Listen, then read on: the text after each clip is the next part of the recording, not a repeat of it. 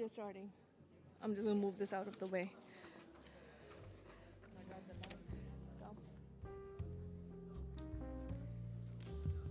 Is it working?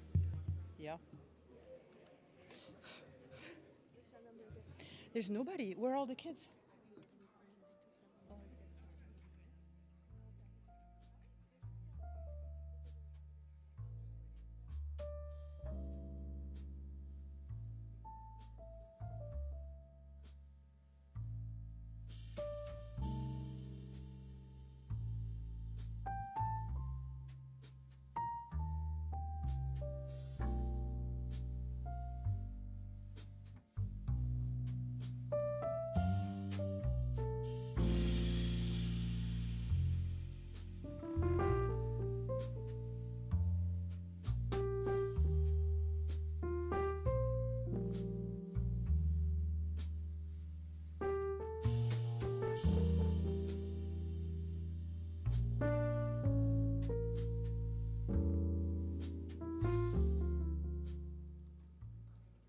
Ready? Good morning, everyone. It is with great pride and excitement that we welcome you to the Senior Passion Project presentations of the Gateway Academy Class of 2025.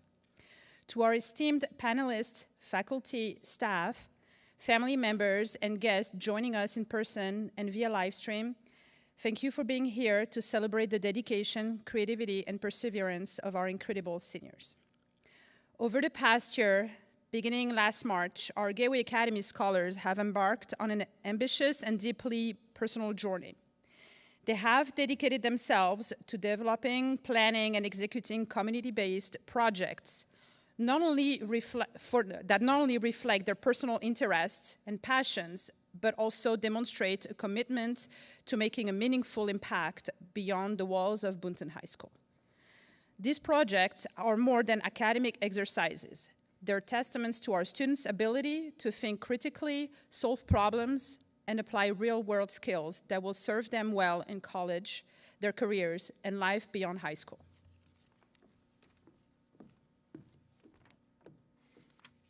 So for this passion project, each senior selected 2 mentors, one from within the school community and one from the larger community, to help guide and shape their projects. We extend our deepest gratitude to these mentors for their unwavering support, wisdom, and encouragement throughout this process. Your guidance has been instrumental in shaping these students into the leaders and change makers they are becoming. This graduating class holds special significance for me, as my tenure as a Gateway Academy coordinator began alongside their freshman year. Over the past 4 years, I have had the privilege of witnessing their academic and personal development, admiring their resilience, and supporting them through the challenges and opportunities of high school. Having been part of their journey from the start, I am confident in their ability to succeed and contribute meaningfully beyond these halls. To our students, today is the culmination of all of your hard work, dedication, and passion. Each of you has embraced this challenge with enthusiasm, resilience, and a commitment to grow. As you stand before us to present your passion projects, know that you have already succeeded. You have demonstrated initiative, creativity, and perseverance, qualities that will carry you forward in every endeavor you pursue. We are so proud of you.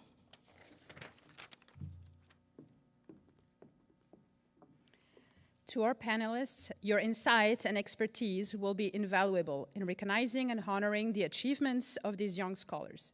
Your feedback will not only affirm their hard work, but also help guide them as they take their next steps beyond high school.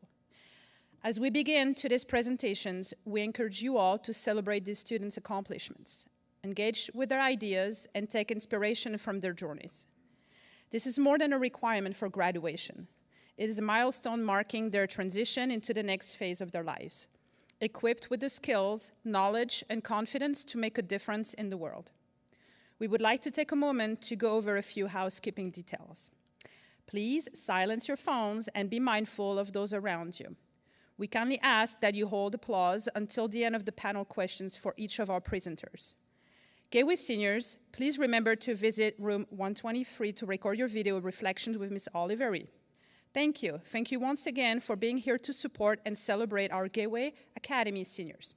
Let's begin.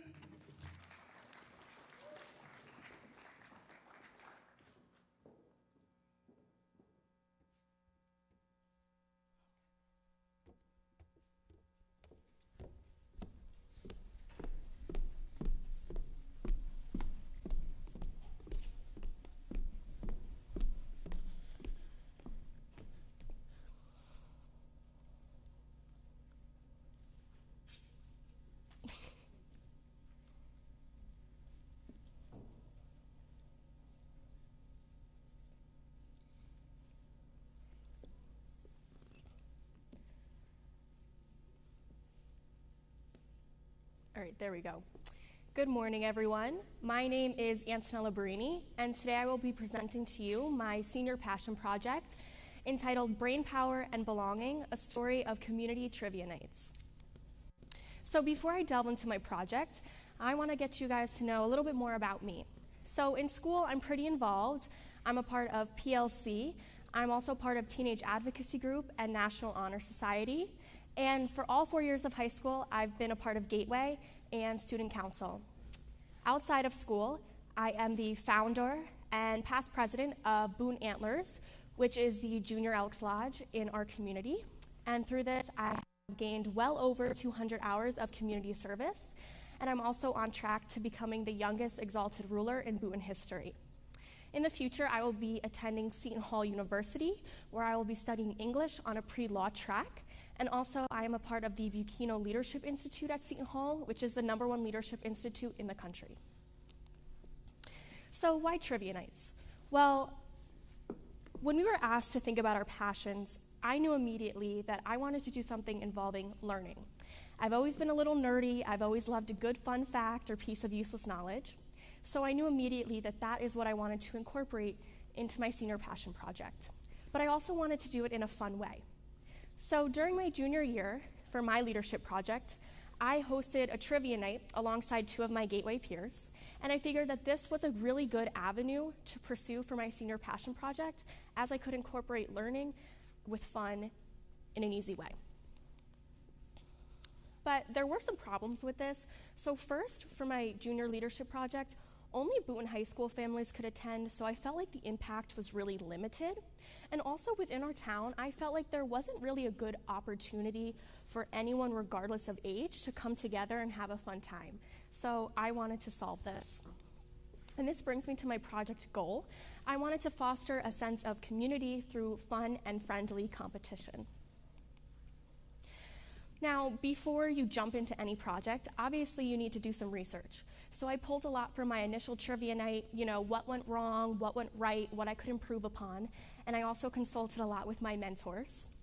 And then I wanted to dive more into the research aspect of it, the scientific aspect of it.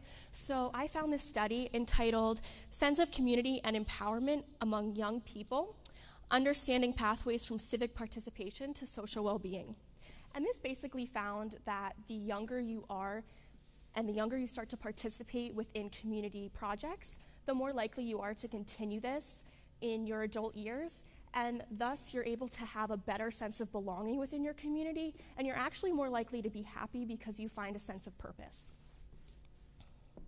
So before I go any further, I want to mention my mentors. So first, my community mentor was Michael Robardo. He is the Vice President of Global Operations at Provenir, and he's also the Boone Elks. Now, he helped me a lot with actually running my nights. He helped me a lot with questions. Sorry, Mike, he would go more for the older generations, and I worked more with the younger generations. But he was really helpful with helping run my nights, so he would be bartending while I was hosting. And then my other mentor, my in-school mentor, was Mr. Hurd. He is the U.S. History and Government teacher here at Boone High School, and he helped a lot with giving me advertisement ideas and ideas on how to get people to help me run nights. So now I'm going to break down the steps of my project. So the first step was planning. I needed to figure out when and where I was going to host these nights, And as I mentioned before, I am the founder of the Boone Antlers, so I have a really close relationship with the Boone Elks. And because of this, I was able to host my trivia nights at the Elks Lodge, and I was also able to secure every third Friday of the month. So this became a monthly thing and a staple within our community. And then I also knew that I wanted to profit off of this event, so I decided to charge people $5 to come in and play trivia. And then as far as refreshments go, like I said, this was run as an Antlers event, so the Antlers provided snacks. They would bring them in. Instead of paying admittance fees, they would bring in snacks so that we had food for people. And then refreshments were available for purchase at the bar where Mike was bartending. And for the supplies needed, also the Antlers would supply them because this was an antler-run event, so whiteboards and markers were provided for me. And it was really important for me to make sure that my project had impact for more than just the surrounding communities. So I decided that all the proceeds raised from these events would go towards Antlers charities like special needs children, homeless veterans, and drug awareness. And this was really important for me because I wanted my project to have purpose, to go a step above and beyond what my original trivia nights did. So great, I've planned it out. Now I need to make sure I can get people in the door. So I did this with the use of advertising. Up here you can see some sample advertisements I have. I have one for music trivia night, which was really, really popular, one for sports, one for Disney, and then one for just general. So I posted these across Facebook and Instagram, and these were generally really well received. Most of these posts got up to 50 shares, and I even got them posted to state Elks and Antlers pages, and this got a lot of people from all over New Jersey to come to my trivia nights. So next up is prep.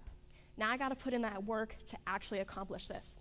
So you can see up here a Google Sheets, and this is what Mike and I used to create the questions. So Mike would make the sheet, and he would write down some questions that he specialized in, so whether that was sports, music, food and drink, and then send it over to me, and I would fill in the rest where I kind of felt we had some gaps. And then I would go through and I would highlight the questions that I was going to use to then put on a slideshow. Now, under that Google Sheet, you can see our prizes. So our prizes were free tickets into the next trivia night, and these bids were really cost effective because they didn't cost us anything, so all the money raised could go towards those causes. But also they were a really good incentive to get people to come back into our trivia nights, and we actually got a lot of returning and regular players because of this. And then you can also see a sample slideshow that I would make for trivia nights. This one was for one of our music trivia nights, and it's a Spotify theme. I think it captures this theme pretty well. And now I just got a host. So hosting was probably my favorite part. I had a lot of fun doing this. You can see on screen there's some pictures of Mike and I hosting, there's some solo, and then there's also a picture of Mike bartending. So as I hosted, like I said many times, Mike would be behind the bar bartending, and I would be asking questions, keeping time, doing score, and then revealing answers. Now here's some pics of people actually playing. As you can see, we had a lot of people come up. People from Boonton, Lincoln Park, all over the state of New Jersey. I even had some people come from down the shore. And here's some more pictures. You can see that there's a good mix of ages here. You can see that there's some kids, some adults. And really quickly, I want to shout out some people here. So I believe it's your top left. There's Sean, and he came all the way from Red Bank to come to my trivia night. And then on the bottom left, you'll see Ashley. She came all the way from Bergenfield. And there's also Robert on the bottom left, and he came all the way from Burlington. So results. Over the course of a year, I hosted 13 trivia nights, and in total, I raised $1,730 to go towards these causes. My biggest trivia night was April of 2024. I had 72 people show up, and I made $350 that month. So some things that would affect how much money we made was donations. Sometimes people would hand us a 20 and say, here, keep the change, it's going to a good cause. So obviously, we love that. But also, if we had more people coming in that had won previous nights, that meant less money for us because they were using their free prize bids, which I loved because that meant we had people coming back. And then this bar graph shows the attendance versus date. So as you can see, there's quite a range. And I noticed that fall hit, attendance kind of slowed down. And that's pretty much because school's starting, sports are starting, people are trying to get back into the swing of things. So it's a busy time of year for everyone. And then also some things that would affect attendance was also weather, surprisingly. If it was snowy or rainy, people were not gonna come out. And honestly, I don't really blame them. And really quickly, I wanna highlight one specific trivia night that we had. So in September, I hosted a pasta dinner and trivia night. Now we charged 20 people to come in, and before they played trivia, they would be served dinner. So my lovely Italian mother made pasta, meatballs, sauce, pepperoni, sausage, garlic bread, salad, all the works, and we served it to them, and then they played sitcom trivia. Now, this was honestly one of my favorite nights because all the proceeds from this directly went towards Walk Out on Drugs, which is an Elks-sponsored charity. So we advertised this as all the proceeds were going to that, and people responded really well to this. So I was proud of this because we also attempted to incorporate dinner with trivia to see if that was an avenue that we could go down and something that we wanted to do more of. And also, sitcom trivia went really well. People loved it, so much so that we brought it back in January. And through this, we raised $375. So in this project, there were a couple challenges, as to be expected. So the first was that it was difficult to be consistent within the number of attendees. It's kind of hard to predict how many people are going to show up on these nights. So sometimes there was a lot more people than we expected, where we were scrambling to get chairs and tables up for everyone. And sometimes we would wait a little longer to hope that more people showed up to play. But I think that advertising kind of helped this out, and I was able to tell it a little more based on how many shares or responses we got to the post. And then also actually having enough help to run our trivia night. So like I said, it's a lot for Mike and I to be doing just by ourselves. Mike was busy bartending, cleaning up, serving customers, and it's a lot for one person to ask questions, keep time, keep score, so that was a little rough at times. Now, as I mentioned previously, impact was really, really important to me. So in this chart, you can see the charity and then the amount donated. So to Walk Out on Drugs, I donated $375 to the Drug Awareness Conference, which sponsored 12 kids from Boonton and DePaul High School to attend a weekend-long drug awareness and mental health conference. I donated $500. To Loaves and Fishes Food Pantry, I donated $150 worth of goods. And then to Leap in the Lake, which is a fundraiser for special needs children, I donated $700. And I think that when evaluating impact, an outsider's perspective says it best. So I consulted with Debbie Christensen. She is the Boone Elks Exalted Ruler. And I asked her, Debbie, what impact did my project have? And she said the following: Antonella's journey began with a vision to create a fun and engaging way to raise funds for the Boone Antlers and the Boone Elks Lodge. As a passionate advocate for the Lodge's missions and values, she saw an opportunity to host an event that would bring together old and new members while also supporting the lives. Trivia Night was born out of her desire to create something enjoyable yet impactful, a night where people could come together to test their knowledge, have fun, and contribute to a meaningful cause. I think that this says more than any words that could come out of my mouth, and I think it really truly does show the impact that my project did have within our community. So throughout, obviously, I learned quite a few things. The first was people skills. I needed to learn how to interact with big crowds and make new faces feel welcome in a unknown or new environment. So I met a lot of new people from our community with this. I talked to hundreds of people throughout this year. So I really learned how to interact with them, make them feel welcome in a new space. And obviously I learned speaking. I was behind a microphone for 2 hours each night. So, you have to learn how to use that microphone, how to speak clearly, and also how to keep your crowd engaged. And then also, obviously, I learned time management and organization. Every month I had a deadline to make sure that everything was organized, all my supplies were put together, and I was ready to go that third Friday.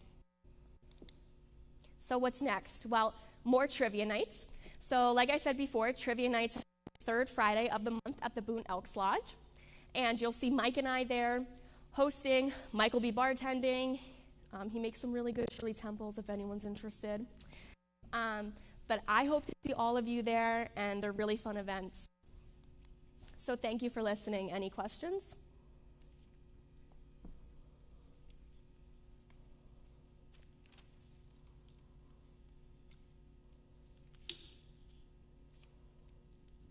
Just want to say congratulations on your project. And I really just wanted to compliment you on your connection to local charities and how much you were able to give back to the community. So great job. Thank you.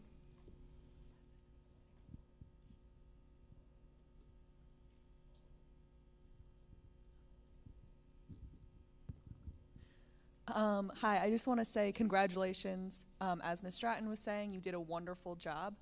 I know you said you want to continue these trivia nights, which I think is incredible. What are the next steps? I know you'll be going to college soon. You'll be a lot more busy. So how do you plan on sustainably continuing to run these trivia nights? And as well as improving them, because you've obviously found so much success. So are you planning to improve them further in any ways, or do you have any ideas currently? Yeah, so obviously college is going to be a lot, but I love doing these. It's like an outlet for me, so I will continue to do them, and I'm going to Seton Hall, as I said, so I'll be close.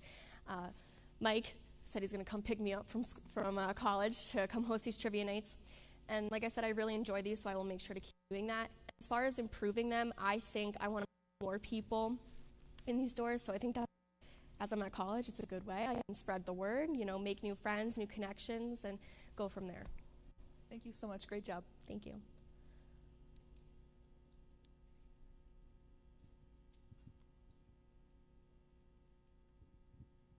Does anyone in the panel have any other questions before we move to our next presenter? All right, wonderful. Thank you.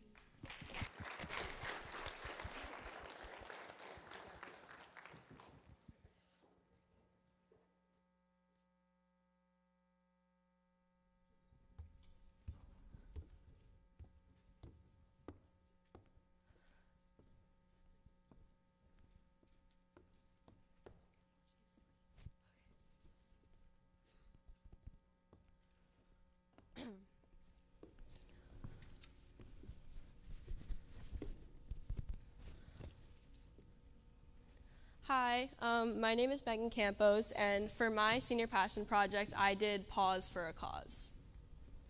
So just a little bit about me to begin. I'm a Gateway senior. I've been here for 4 years. I am a 2-time varsity soccer captain. I was a captain my junior and senior year.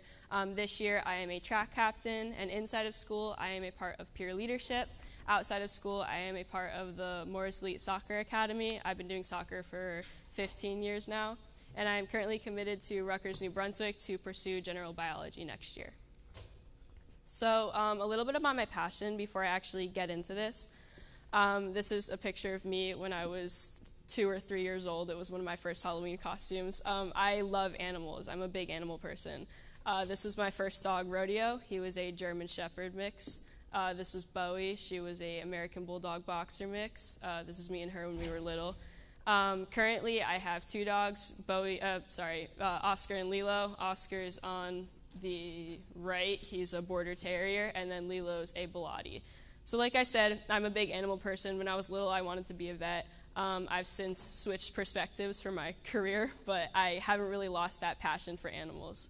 So I wanted to see how I could help them for my project. So I decided to host a couple dog donation or animal donation drives and volunteer as much as I can. So my central theme of this project was assisting pets in need. However, my goal was to kind of raise awareness on the subject, on sheltered animals, and for me personally was to gain more skills. So gain people skills, gain skills working with donations or collecting that I can maybe use in the future.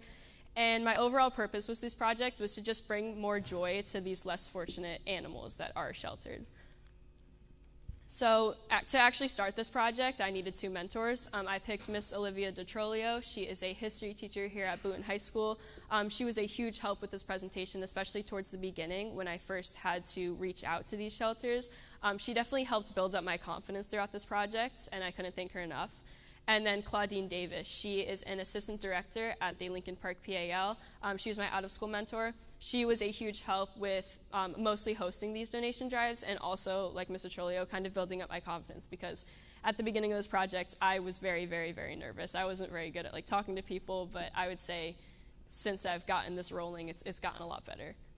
So some background information, like I said, I'm a huge animal person. I've always had kind of this passion for animals, but when I was looking for a project, I did a little bit of research on the subject matter, and I found that there was a lot of less awareness and also problems within shelters. So that made me come up with a question, or a problem, that not enough animals in shelters were being cared for in a loving manner. So I wanted to try to combat that as much as I can through volunteering and donation drives. So before I could actually start, like, you have to do a bunch of research beforehand. And I looked at shelteranimalscount.org, and I found that in 2022, and throughout the U.S., there was about 6.5 million animals that were coming into shelters. However, only about 6 million of them were actually leaving. So statistically, there was, towards the end of the year, so the end of the 2022 calendar year, there was 53% of dogs that were actually leaving these shelters and 64% of cats that were leaving these shelters. So that's 4% more animals that were coming in, but 16% leaving. So those are not statistics that we like to see. Comparatively, I looked at the New Jersey Department of Health, and I found their 2023 intake and deposition details. And I analyzed every single county. I found that Morris County was the leading impounded county.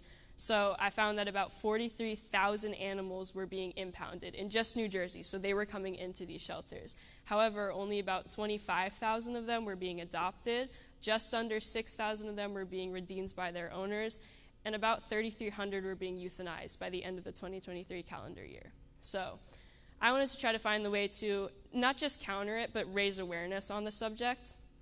So I began my project process. We started this in May of 2024, so my junior year.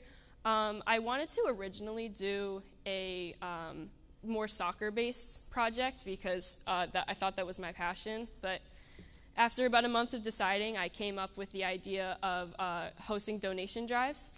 With the help of Ms. Ball and Madam Carey, they kind of got me out of that sports passion and tapped me into a passion that I hadn't forgot about, but I hadn't really thought that would be a good project idea. So throughout the summer, I got to brainstorming, and I started my beginning stages of reaching out, but I really started moving along the project in September. So when I got back to school, I got to collaborate with my in-school mentor a little more, and we began reaching out to, I reached out to 6 different shelters. I finally heard back from the Ramapo Bergen Animal Refuge. So I went on their donation drive, like part of their website, and I found Janet Gandolfo, who was the director. I reached out to her, and she got back to me really quick, and she was really helpful. She said she would love to have me come donate anytime I want.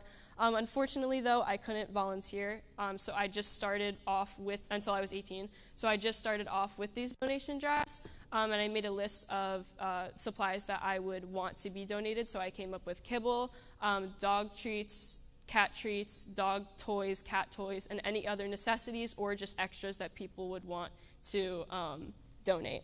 So after that, in December, I hosted my first donation. That one wasn't really as successful, but I had my first successful donation the week after Christmas, so I called it a holiday drive. I held it in the Lincoln Park Library. I set up posters with the same necessities that I had that mentioned previously, the kibble, all the supplies that I wanted. That one was good. I left a box in the library for a week, and people could just come and go as they please, which was a lot better than just a day-long event. I held another one the first week of February. Instead of a holiday drive, I called it a Valentine's Day drive. That one was pretty successful. And then the last week of February, I reached out to Kate Campos, who is an assistant nurse manager at the ICU in Overlook Medical Center in Summit. And we did pretty much the same thing. We just got a box and we left it in the ICU. And this was cool because I got to collaborate with the nurses and doctors, and I kind of outreached. Instead of just staying within Lincoln Park and Boonton, I got to go to a completely different community that I wasn't comfortable with. So that was good because that definitely built up my people skills a lot more. And like I said, I was able to collaborate with people that I wasn't too sure about, but that was really fun. I like doing that. And then in March, the first week of March, I did my final donations. So obviously, this is a project that's going to come with a bunch of challenges. Like I mentioned previously, deciding a topic honestly took about a month. It was a long time.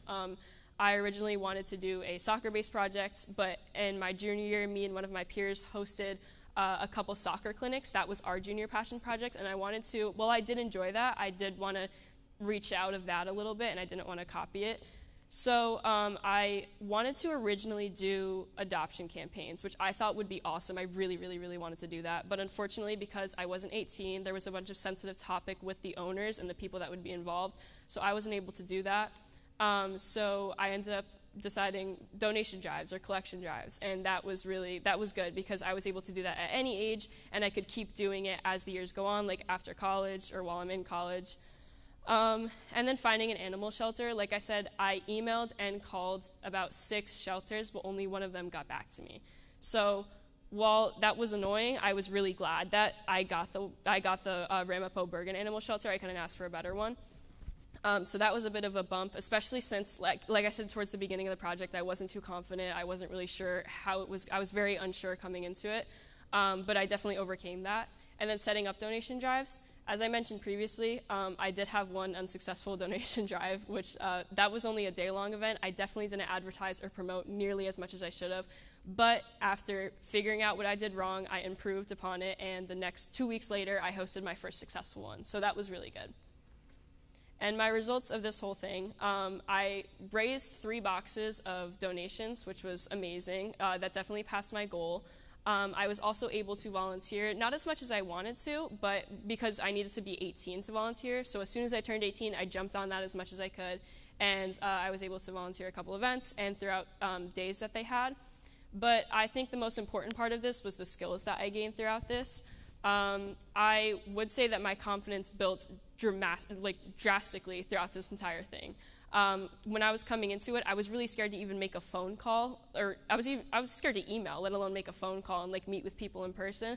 But once I started actually going to the shelter and setting up these drives, I would say that it definitely brought me out of my comfort zone, and I couldn't have asked for anything better. I also would say that my collaboration skills definitely improved. I was working with people, my mentors I knew, but I had to reach out and work with people that I wasn't too confident or comfortable with.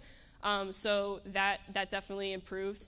And I would say that I definitely gained a sense of leadership. So while I had my mentors throughout this project was very, very self-directed. Like I had to do a lot of it myself. So that gave me not a sense of just leadership, but like self-leadership. Like I kind of pursued this entire thing by myself. And then these were some of the donations that I did. These were 3 boxes spread out, and then I donated them to the Ramapo Bergen Animal Refuge. But my favorite part of this project was, this is Winnie. So she's 9 now. She's a Chihuahua Pug mix. A woman reached out to me while I was doing this, recently retired, and she wanted kind of like a chiller dog. She wanted her forever pet. And we saw 2 dogs. I went with her at the Ramapo, because I said, come to the Ramapo Bergen Animal Refuge. Like they have a bunch of animals. So we saw 2 dogs. We saw Almond, who was a little lab puppy. She was adorable, but a little too much for what she was looking for. And then we found this. She was 8 when we first got her, but we found Winnie. So she's, like I said, Chihuahua Pug mix. She's a senior pup, and she's really cute. I feel like they're perfect for each other. The picture all the way on the right is the first day that she got adopted. That's her with her little cake that says, I just got adopted. And then the picture in the middle is her a couple months ago. And then the most recent picture I have of her is the one all the way on the left. That's her on St. Patrick's Day with her little Irish bandana and a carrot in her mouth. So that was my favorite part of this entire thing, I think, because I got to see what I was doing. I got to see it within a family, and I got to see how somebody actually benefited from it. So, but to recap, I hosted 3 successful donation drives throughout this 6-month process, which was really good. I surpassed my goals of actual collections, and I was able to, when I turned 18, do volunteer work. Like I said, I wish I could have done it prior to it, but I did as much as I can, and I'm pretty proud of that. And then the skills I acquired, I would definitely say I gained a sense of leadership and a sense of self-direction. This definitely put me on the path to working with people in the future. And then I gained a bunch of collaboration and communication skills that were very weak coming into this. So I intend to hopefully do more donation drives. I am going to be in New Brunswick next year, so I can't really be within the community, but when I come back, like in the winter and for spring and summer, maybe I could do a couple donation drives and more collections. And I also really want to volunteer. I'm going to keep volunteering throughout the summer as much as I can and when I come back.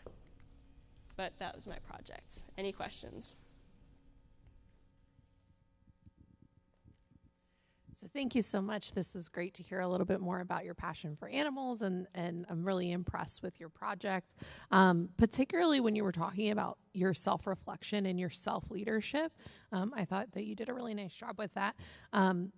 So can you tell us a little bit more about the connection to your future studies? So you mentioned in the beginning, so how do you plan to take this project into your college career? Yeah, so like I said, I really did want to be a vet when I was little, but that's since kind of shifted. I'm going to be a nurse now. But I really want to keep at least volunteering as much as I can because I've made good connections with not just Ramapo, but like also more shelters around New Jersey.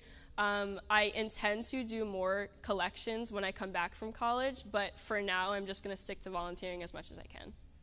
Great job. There's also the Seeing Eye Puppy organization at Rutgers. I went there. Yeah. So. My friend goes to Rutgers. She actually just, she's like working to training one right now, so I've already talked to her about that. Great job.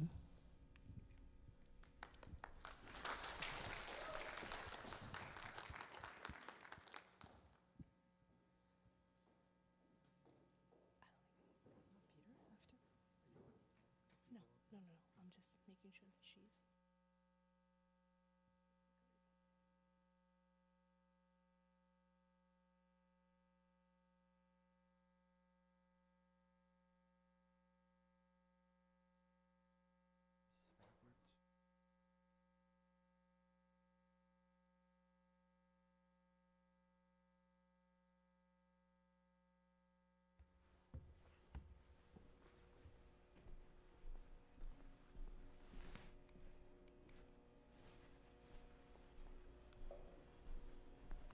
Hello, my name is Peter Clear. I'm a Gateway Scholar. I did my passion project on the heroes in our community. So who here knows what this is? Especially our visitors who came through in the main office. Does anyone know what this is? Okay, no responses. It's okay, you can be shy if you want to. I don't blame you. So this right here it's in the front office, so next time you go in there, you can take a look at it. It is a list of Bhutan veterans of World War II. On this list, there are some Medal of Honor members. I believe at the bottom there is Frederick Castle. It might be a little hard to see. He's on there. He won the Medal of Honor. Within Bhutan, there's tons of veterans. This is just a little snippet. There's lots of Civil War veterans. Our town has a huge, extensive history in all of these veterans. In our town, we have a Memorial Day ceremony. It's a very wonderful, beautiful ceremony. If you ever have the chance, you should go to it. That celebrates our veterans. But I'd like to, before I go into the gist of my presentation, I want to tell a little bit about me. Hello, my name is Peter Clear. I'm a Gateway senior. I'm in National Honor Society. I went to American Legion Jersey Boy State, which is a program about our government, and there I got to learn a lot about our veterans. Including in this, there was a presentation about our veterans. We got to learn and appreciate them. Also within this, I did a lot of experience with our government and got to meet a lot of service members. That was a really fun experience. I'm also an Eagle Scout. I have a lot of experience with service. So this is not my first time doing a big presentation. That experience is very helpful. But I also am TSA's president. I do pep band. I'm also committed to NJIT to study architecture. It takes a village to raise a child. That's a very, very famous saying. This project, it's kind of like a child. I'm not the only one who worked on it. A lot of people worked on it, including my mentor, Mr. Skazafava, who is a veteran. He, I believe, served in the Navy on an aircraft carrier. I got to hear some very wonderful stories about him before, and it was a very fun experience to have him as a mentor, especially considering how he's a member of the VFW. Mr. Shira, who is a Marine, he's unfortunately not here today. He's a very wonderful person to have as a mentor. providing me constant support and check-ins, just making sure that everything is going well. Also, my parents who helped me a lot through this, my mom providing emotional support and my dad also helping me with ideas on how to do everything and helping me with reaching out with contacting people. Some background information. Every year, the Boy Scouts and Girl Scouts, they plant flags at the veterans' graves.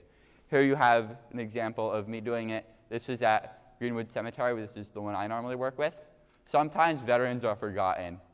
As I've done flag planting for many years, I know how difficult it is.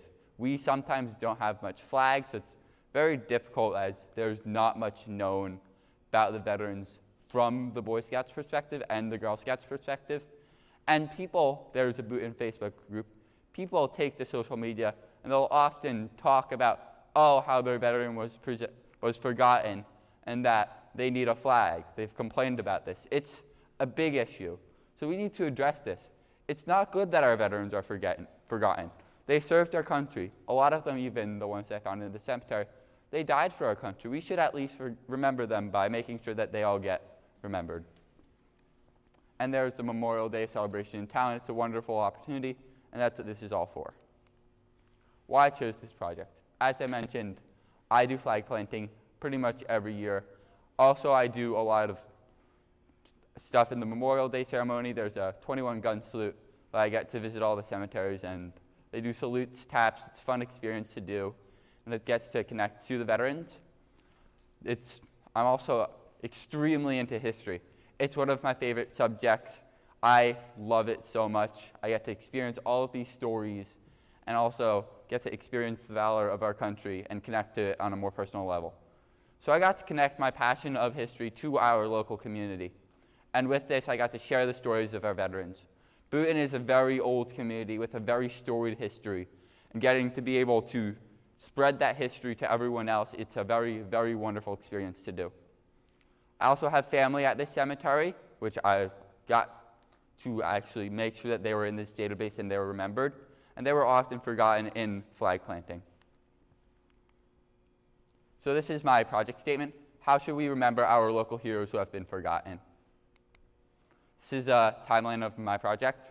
First, what I did is I met with the VFW, and there I chose my mentor to me, Mr. Skazaflava. When I went to the VFW, I got to experience one of their meetings, which was a very fun opportunity. And there I also received a database. There was an Eagle Scout, I believe one of the Cat Grouse, who did a database of veterans. This was over 20 years ago, since 2004. As there are tons of veterans, there were more buried from that time onward. So this database was outdated. So we needed to update it and make sure it was all completed so we all know where all the veterans are. Then after that I actually need to know what the cemetery looked like, where all the plots are. As if we have a map of the cemetery, St. Mary's, then I'd be able to actually know what it looked like, database, and log all of the veterans. Then, from there, I'd ask if there was any data on veterans known about as maybe a jumping off point. There I received the idea of a walkthrough through the cemetery. So I decided to do that. I decided to do a walkthrough. It took, I believe, 10 hours to do, of the cemetery over multiple sessions, obviously, including with my dad, who is right here, who helped me with it a lot, making sure we had all of our veterans logged and knowing where they all are. Then after that, so I decided to put it into my updated database, which is a Google site accessible to the public. So I decided to do some research. As I mentioned, I received a book from my community mentor, Mr. Skazafava, about the Bhutan residents in World War II. It was written by Lloyd Charlton, who's known as the Bhutan historian. He's written a lot of books. This was very helpful for me. I got to learn about our veterans and even some stories about the Medal of Honor winners. I received the outdated database as a jumping off point. So I had something at least as a springboard just to make sure that they were all remembered. And then I received this plot map from the cemetery. And not much is known about the recently buried veterans. At least we have online, and obituaries are a thing that I could use to try to make sure if there was someone that might have been a veteran, just to check and make sure that if they were a veteran or not and further verify. So this is some pages from the database. I believe it was 11 pages total that I received on the specific cemetery, St. Mary's. Here, this is an example. It'd tell the name, it'd tell their first, last names, birth, death date, and extra knowledge about the veteran. This, however, this database, it was an Eagle project. With your Eagle project, you have to have involvement from your community. That includes a lot of younger scouts, and the way that was all laid out was all chaos. It was somewhat organized and very difficult to figure out where a specific veteran was, as the numbers, it was everywhere, like a giant snake, kind of, is if you pictured it the way that it was. So that was very difficult to kind of make sure. However, this was a physical database, so I also had to digitalize it. As I mentioned, people complain a lot about their family being not remembered during this flag planting. So I decided to post something using my mom's account on the Facebook page to address this problem.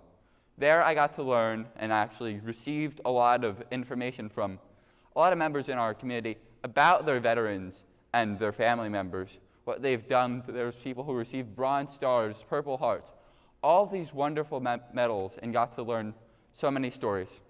Also, my family has been in Bhutan for a long time, so I asked at one of my family gatherings about veterans in our family who might be buried at the cemetery. There I learned about a set of twins. One of them was I believe they were both in World War II. One of them actually died during the war. I did not know about this, so I got to learn more about my family history and further connect to my roots. And I also got to learn about other veterans within our community. To locate our veterans, I decided to look for them in the cemetery. This is the cemetery. It is St. Mary's. It is located on Wooten Street and also by Ross Drive. There's like a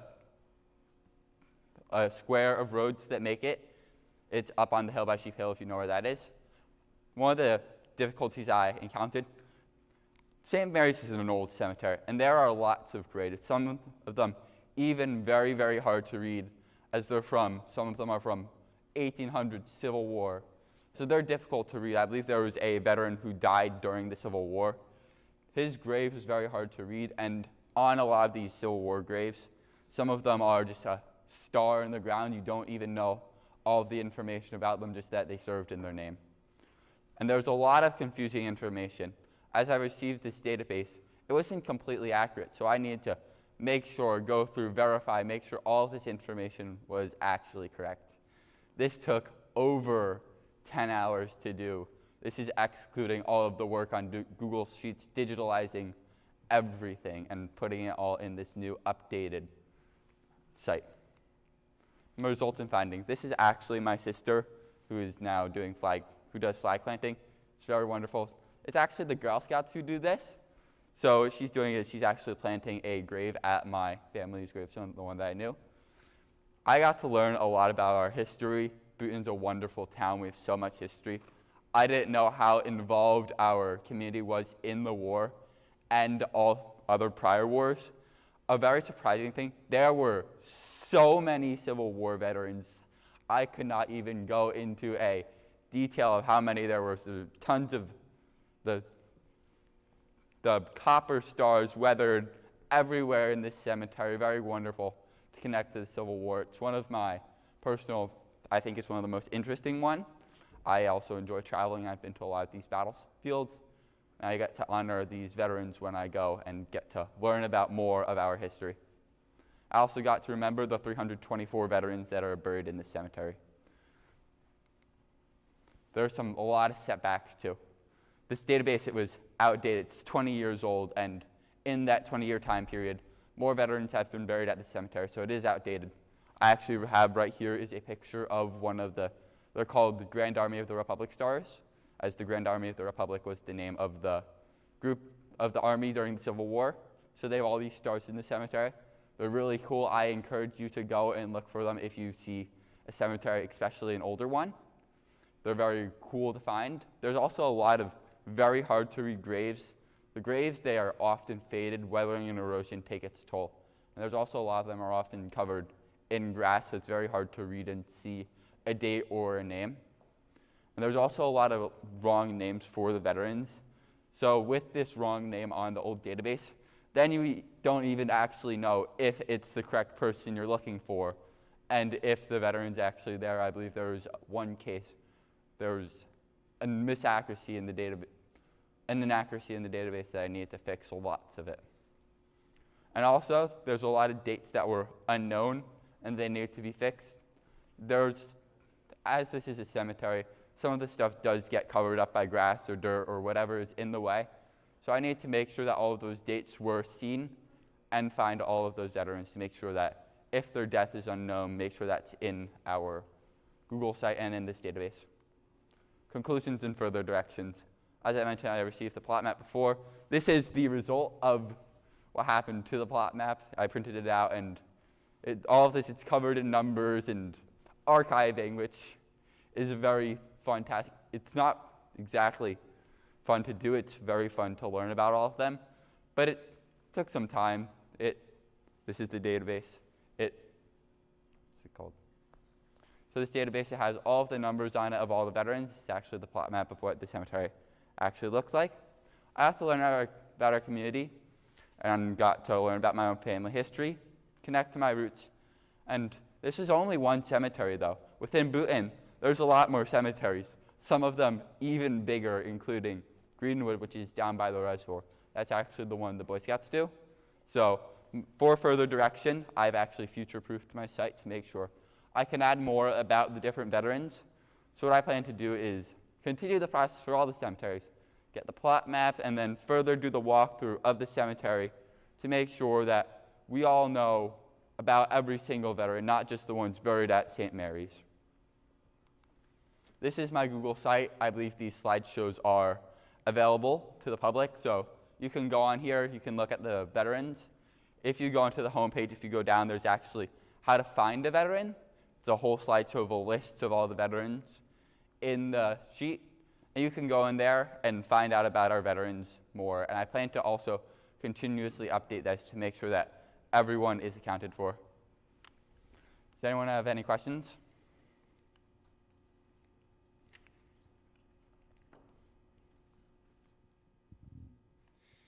Thank you. First off, great job. Thank you. Just a question. I know you mentioned that there are several cemeteries in Bhutan. What made you gravitate towards St. Mary's and choose St. Mary's as the one you wanted to start with? St. Mary's, I chose that. I'm actually of the religion which is buried at St. Mary's Catholic. That's the cemetery where all of my family is buried at. Actually, my grandfather was buried at the cemetery, so one thing I got to do is I made sure also to remember him and my family who's buried at that gravestone every time I went there. So it's a bit of spiritual connection to my grandfather. A lot of people have said I'm like him in many ways. It also is a good opportunity for me to get to connect further to my roots. Also, St. Mary's, as I mentioned, I had family buried there. And it's a very old cemetery. If you go, part of it, it's like actually was a smaller box. Then they expanded it up the hill, and then they added this whole other diagonal slant area. It was very fun to get to do it, and I got to be able to connect a lot more and learn about our veterans. Any other questions? So I actually had one more. Sorry, everyone. Of course. So I think that having this database is such a rich source of information, and I'm sitting here and thinking of all the possibilities and all the potential that this could serve in so many different capacities. I know you said that you would love to go and do this with other cemeteries, but do you have any other thoughts or ideas of projects that you might be interested now that you have this data or once everything has been cataloged? Making sure we have all the stories. I know it might be a little bit difficult to gather some on. If there's not any known about them, that might be difficult to try to search through maybe the National Archives, find information about these veterans. There's plenty to do. This is just one cemetery. Also, adding all these stories going in, making sure, and maybe even if there's more information that comes up, oh, if I go to this cemetery, oh, all of these graves have this on them that's not in there, like, for example, maybe a rank's on there that I didn't know about, or a different badge that I didn't know about. I could go in there and catalog that all back into the database to further update it. It's archiving, which it's a process, but it's very wonderful and spiritually rewarding process, although it takes hours to do.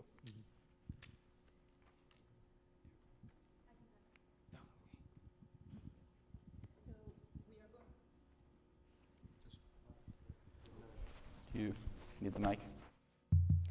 We are going to take a short break. Our next presentation starts at 10:05. Oh, I'm sorry, my bad. Can you hear this? Okay. I just had one question. So I think it's a great thing you're doing, and you did a really great job. When identifying these people, have you had any thoughts about how to contact maybe family members or relatives to those people to let them know about the information you found out?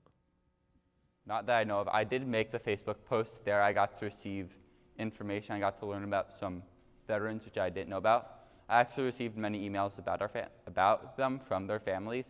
That's a good way, making sure that they're remembered and letting them know of, oh, your veteran is their catalogs. We know about them, and we can share their stories to everyone. I know the town is doing a banner system where where they're putting all banners along Main Street.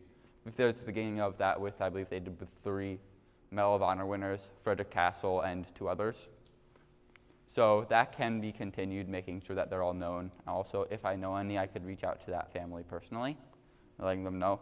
But it's a little difficult, as we don't know if these people still reside in Boonton or if the family maybe moved, or how to contact them. Thanks. You're welcome. Okay, this way. So we are going to take a short break. Our next presentation starts at 10:05. Please be back on time. Thank you.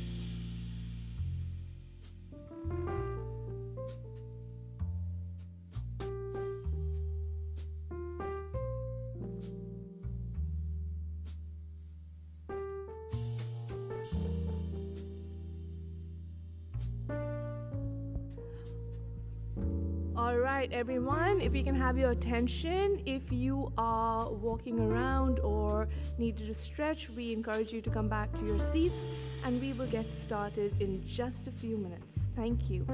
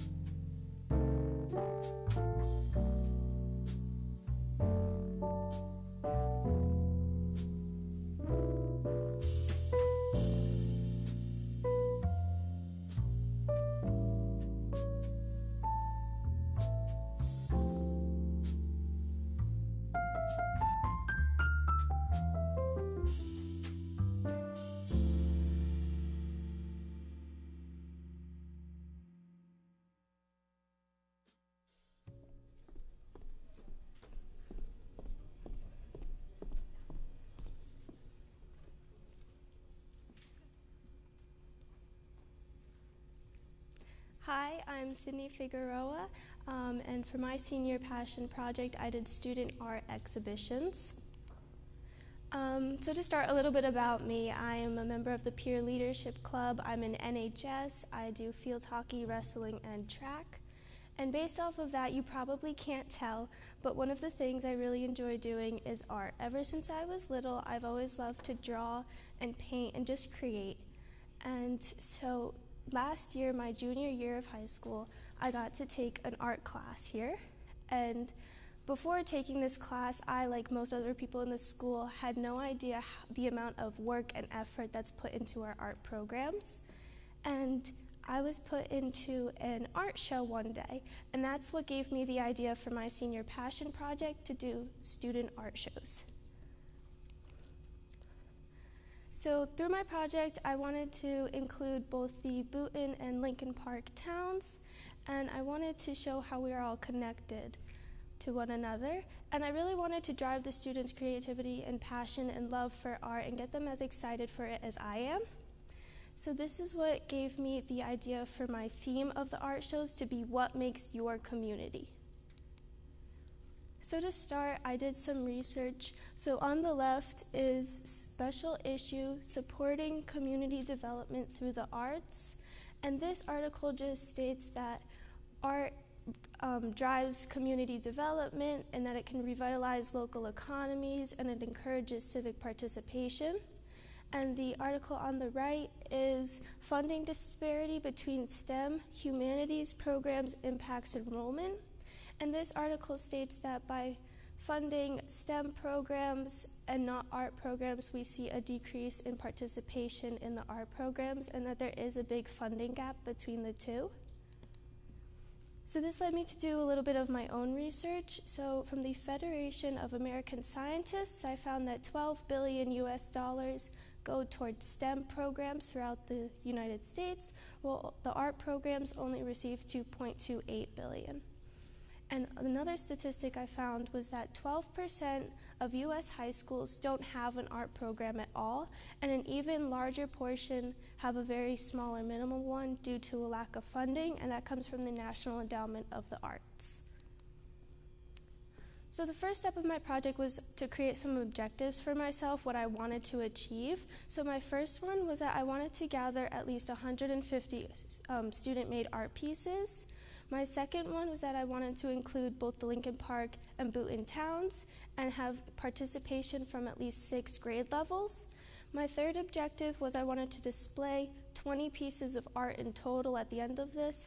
And my last objective was that I wanted to make these art shows as professional looking as possible with the resources that I had available to me.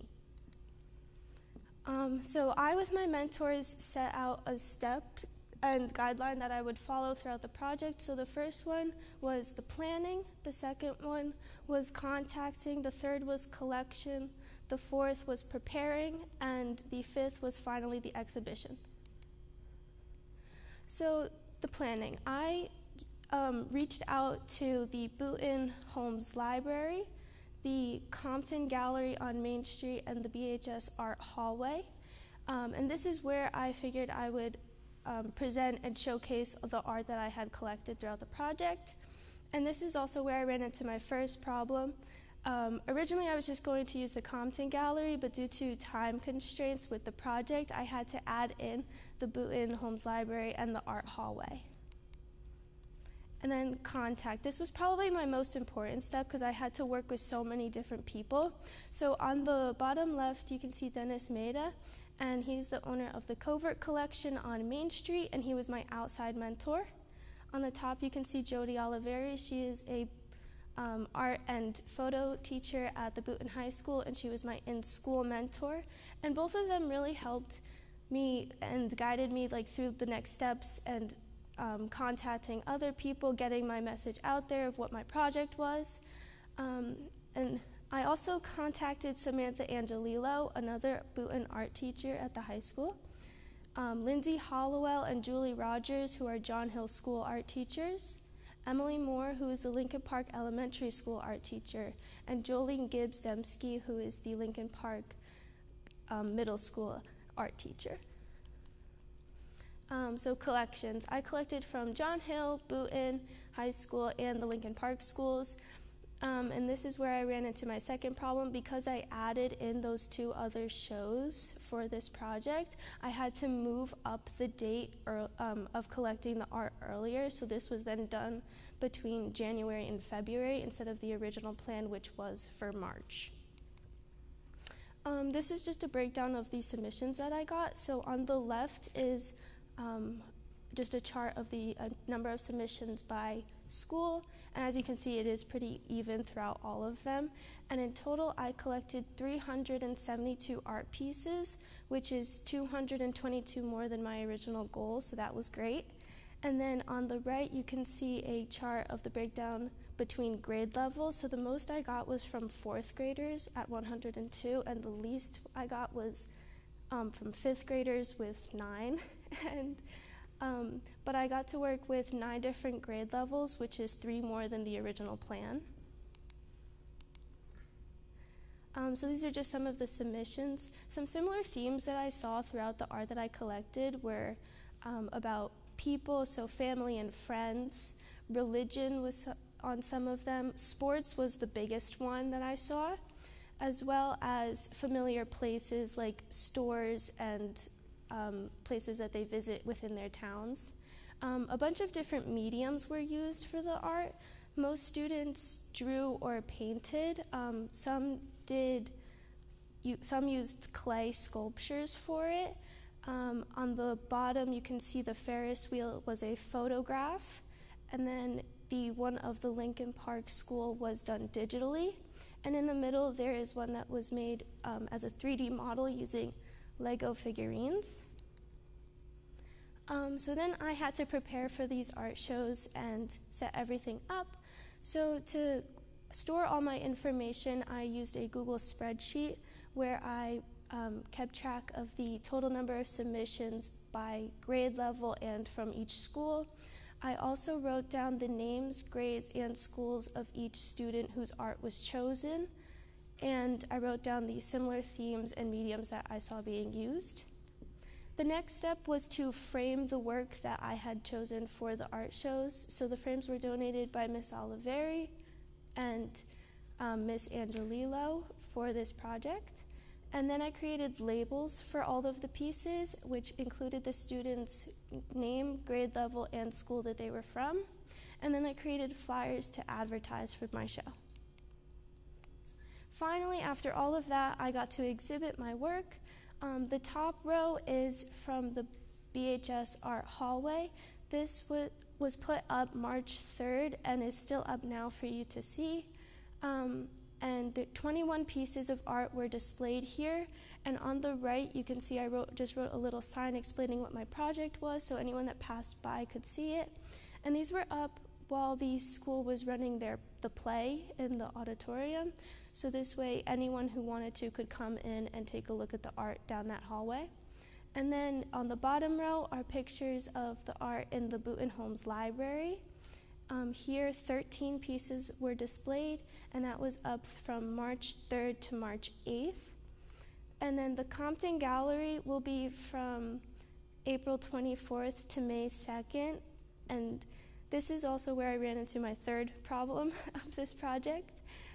Due to funding issues, the Compton Gallery may be closing.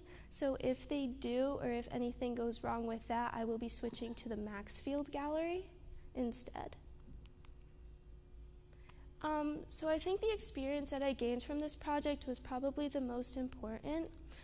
Obviously, a lot of things were going wrong and a lot of things had to be switched, so I learned to be really flexible with my plans.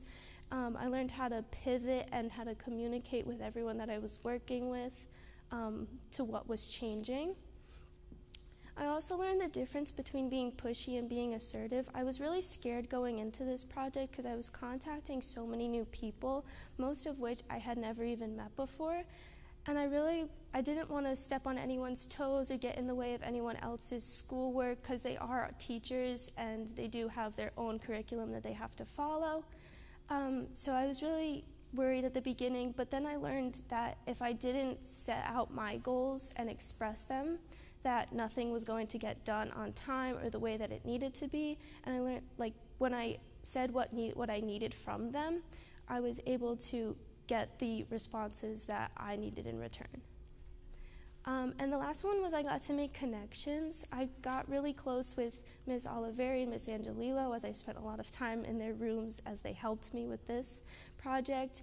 I talked with a bunch of different gallery owners on Main Street, trying to find ones that would work, and I talked to the director at the Boonton Homes Library. Some future recommendations: I would like even more time to collect the art. I think that I could get even more submissions and more participation, which would be nice. And then I wanted to promote more, but due to everything that was going wrong and the amount of times that I had to pivot, I felt like I didn't put out the word that these things were happening as much as I could have. And the last one would be a broader venue selection, hopefully getting to use more than just the 3 spaces to showcase the art. Up here on the top is a picture of the flyer for the art show. Any questions?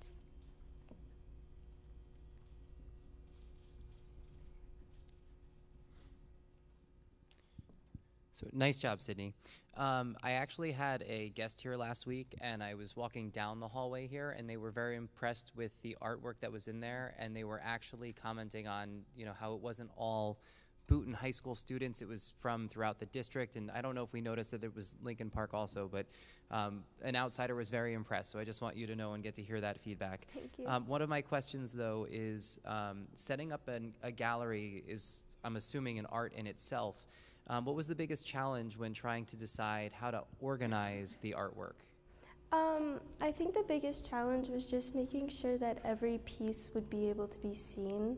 When I was going through all the different submissions, I wanted to try and keep it even between grade level and schools, so I didn't have too much of one. And then actually displaying it, I think the hardest part would be trying to put it up. Hello. My question is, what was the prompt and the parameters that the teachers gave the students when they were creating their art? Like, was there a theme that you wanted all the art to showcase? So the theme was what makes your community. So just anything that a student felt like was important to them and that was impactful on their life.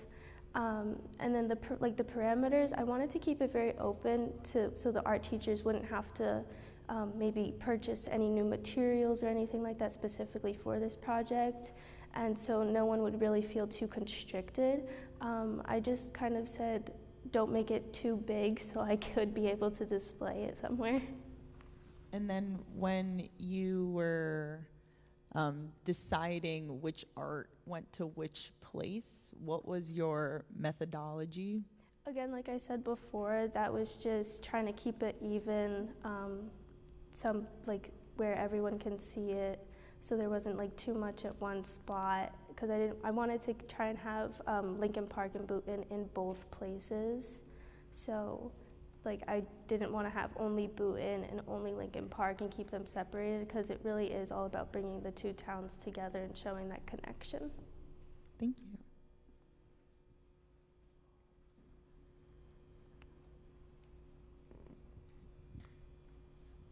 Thank you, Sydney.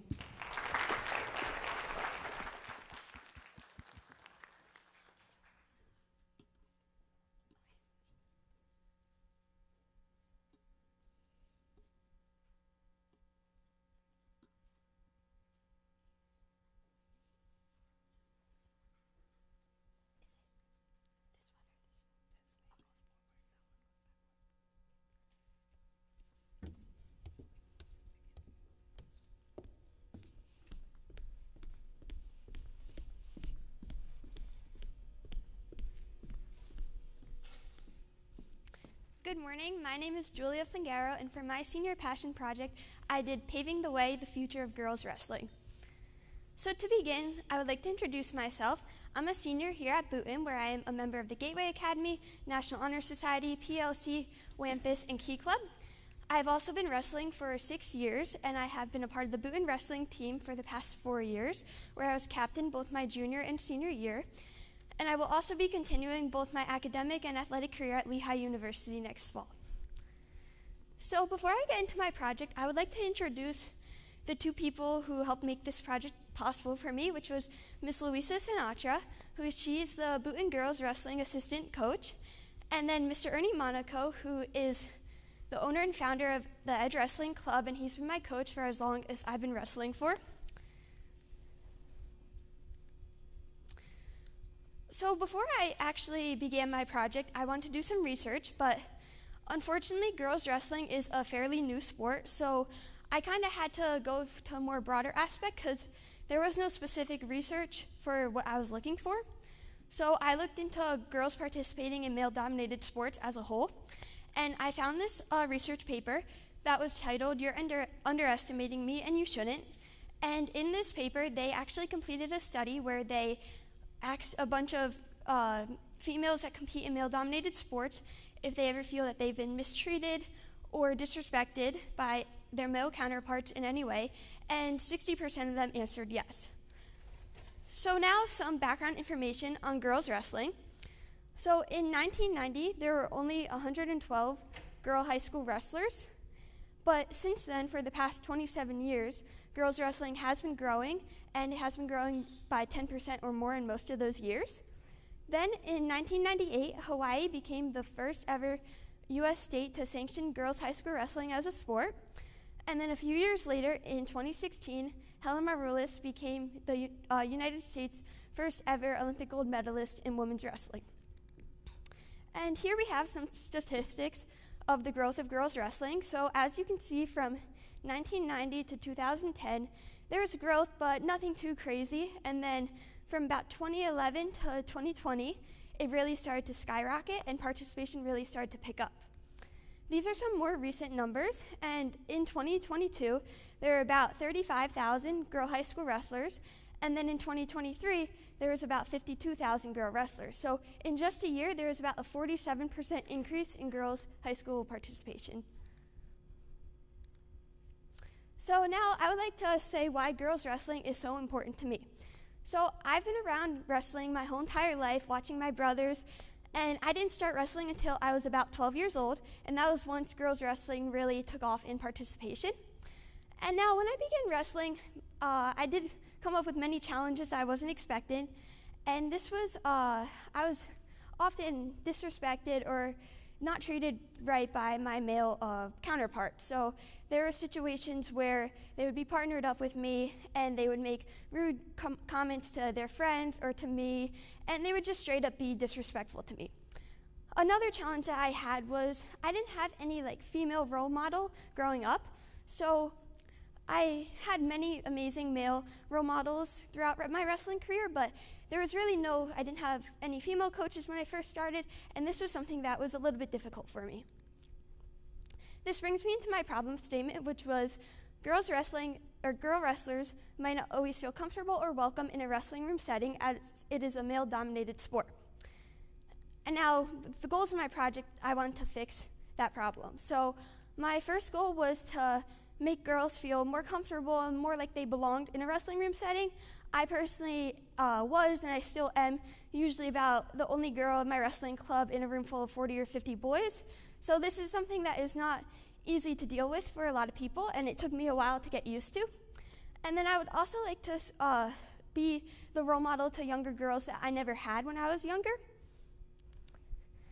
So to get to where I am today, there was many steps that I had to take. So right when we were introduced this project, I knew exactly what I wanted to do because girls wrestling is my passion. So I just had to get it approved, and I started thinking of my mentors and what exactly I wanted to do. Then in June, I set up both my in-school and out-of-school mentors, and we discussed kind of a basis of what we thought our plan was going to be. And then when we came back for school in September, we finalized those plans, and then in October, I got in contact with the Junior Bombers Wrestling program. And with this, I got in contact with Miss Jenny Perry, who she is the team's admin, and she helped facilitate to my goal in regards to parent communication. Anything that I needed to get out to the parents, she would go ahead and just forward my email to them. and this was a huge help in spreading my word and everything. Then from December to February, I ran all girls practices here at BHS every single Monday night. And then from February to now, I've been working on my presentation. So the outcomes. So we had practice every single Monday throughout the wrestling season. And now we had 2 to 4 girls show up to our practice, which might not seem like a lot, but the Junior Bombers wrestling program has only a total of 4 girls. So I was happy I was able to get 100% of the girls from Lincoln Park and Boonton. And then the girls, I taught them a lot of technique, and we also had a lot of fun. They socialized, and we played a lot of games and just fun stuff like that. Here are some pictures from my practices. As you can see, the ages varied, and as you could imagine, the skill levels varied as well. And now here's just a short video of me showing a snap go behind to one of the girls.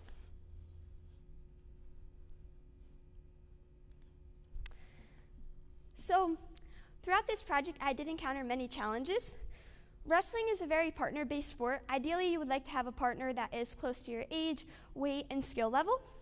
And as we only had 2 to 4 girls per practice, this was a bit difficult because there was one night where we had one girl who was in 7th grade who had been wrestling for about 6 years, and another girl who was in 2nd grade and had only been wrestling for a month. So I had to come up with new creative ways to run practice and kind of untraditional, but we made the best out of it. Then also, no school meant no practice. So because I was doing it throughout December where there's winter break, and then there's also some Mondays off in January through February, we were not able to run practices when there was no school. It was just a rule that there was. Then also there was sometimes a scheduling conflict. Wrestling is the busiest time of year for me because I have my own practices, my own matches and stuff. So some nights it would conflict with my practices, but then there's other nights where the girls would have their own match or their own practice and they couldn't attend. My takeaways were that in the very beginning, the girls were very timid and very quiet, but by the end of the practices, they were much more social and they kind of created their own little friend group. I also saw the girls' confidence building. I could definitely see that they felt more like they belonged in the room, and they felt much more comfortable, and like I said, they felt a sense of belonging. Then they were also applying what I was teaching them, and this was really nice to hear because there were some nights where they would come back to practice and they would tell me that they used a move that I taught them in one of their matches and it won them their match. And that was just a really rewarding feeling for me. And then kind of like I mentioned before, I did feel that they grew a lot closer and they kind of created their own little team.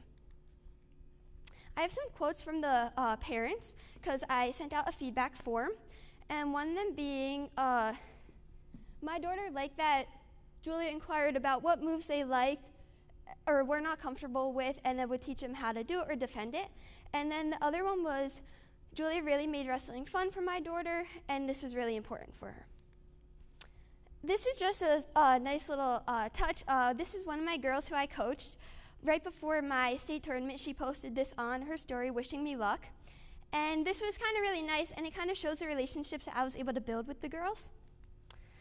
So what did I learn from this project? I definitely learned some good coaching and teaching skills. If I'm being honest, in my first practice, coaching was very, very difficult for me, coming up with a practice plan and just kind of knowing how to teach people what I do. So this was very difficult, but by the end of the practices, I feel that I definitely developed some good coaching skills.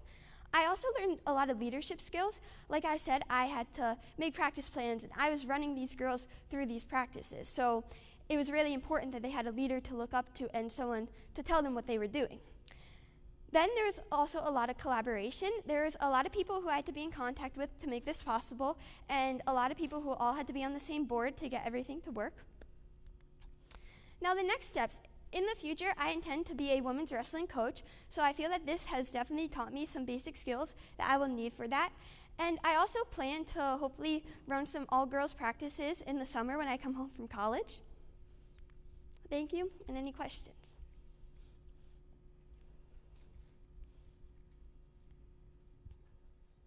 Nice job. Yeah, so one quick question. I know you had talked in the beginning about college, but can you clarify, are you wrestling in college? Yes, I will be wrestling with Lehigh. Okay, awesome. Congratulations. How can you, and I know you talked about being a coach one day in the future, but how can you continue, this is great work, how can you continue this work while you're in college? Or how do you plan on continuing this work when you're in college? Yeah, so when I'm home from college in the summer, I unfortunately probably can't do over winter break because I'll be in season, but when I am home for the summers, I would like to try to run maybe a girls' click camp or a girls' clinic or just practices throughout the summer. Thank you. I'm stuck.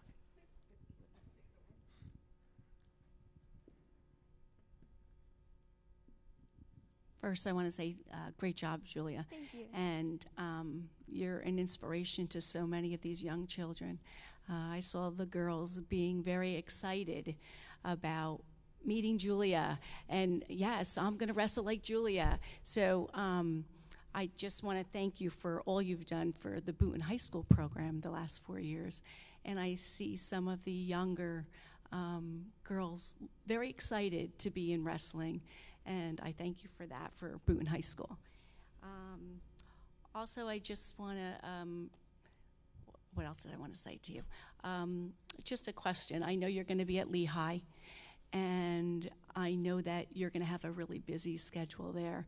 But I want to ask you, will you be coming back to Boonton during your winter break to help maybe some of these young girls make it to Boonton High School here? Yeah, I would definitely love to come back to Boonton. I will have to see with my schedule and everything, but it would be really great if I'm able to do so. Thank you, Julia.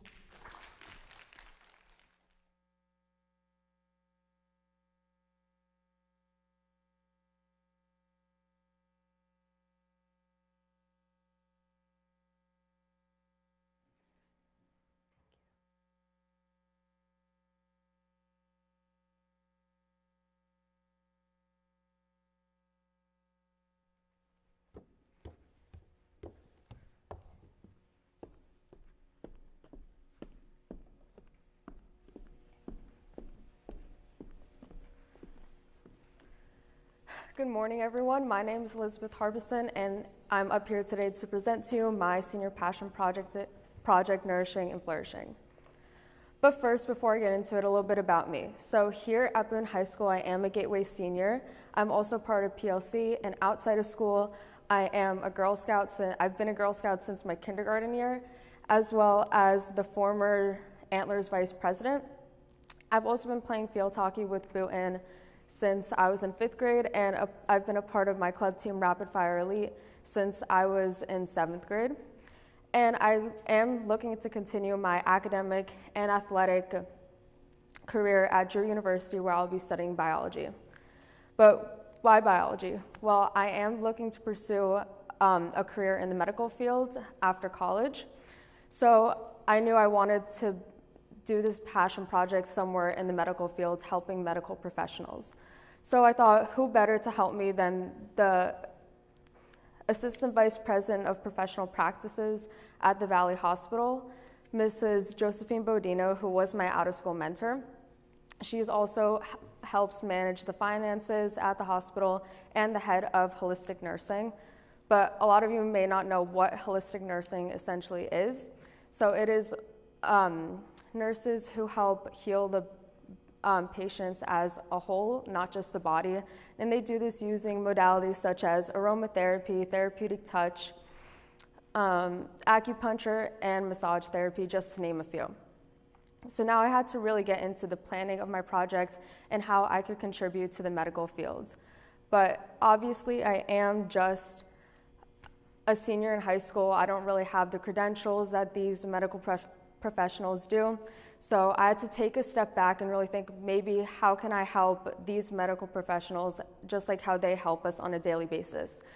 Which brings me to my original plan, which was hosting a health fair, which I would reach out to multiple businesses that deal with wellness, such as nutrition, fitness, mindfulness, and stress management.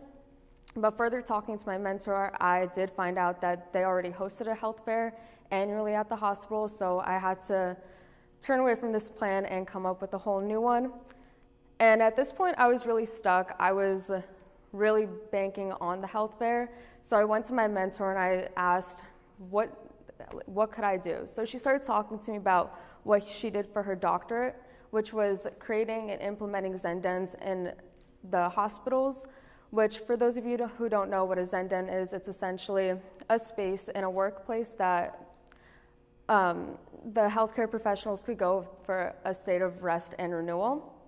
And through her doctorate, she found that work stress accounts for 49% of medical errors, but through implementing these Zendens throughout the hospital, they decrease stress, increase nurse-patient communication, as well as improving good health among the healthcare professionals.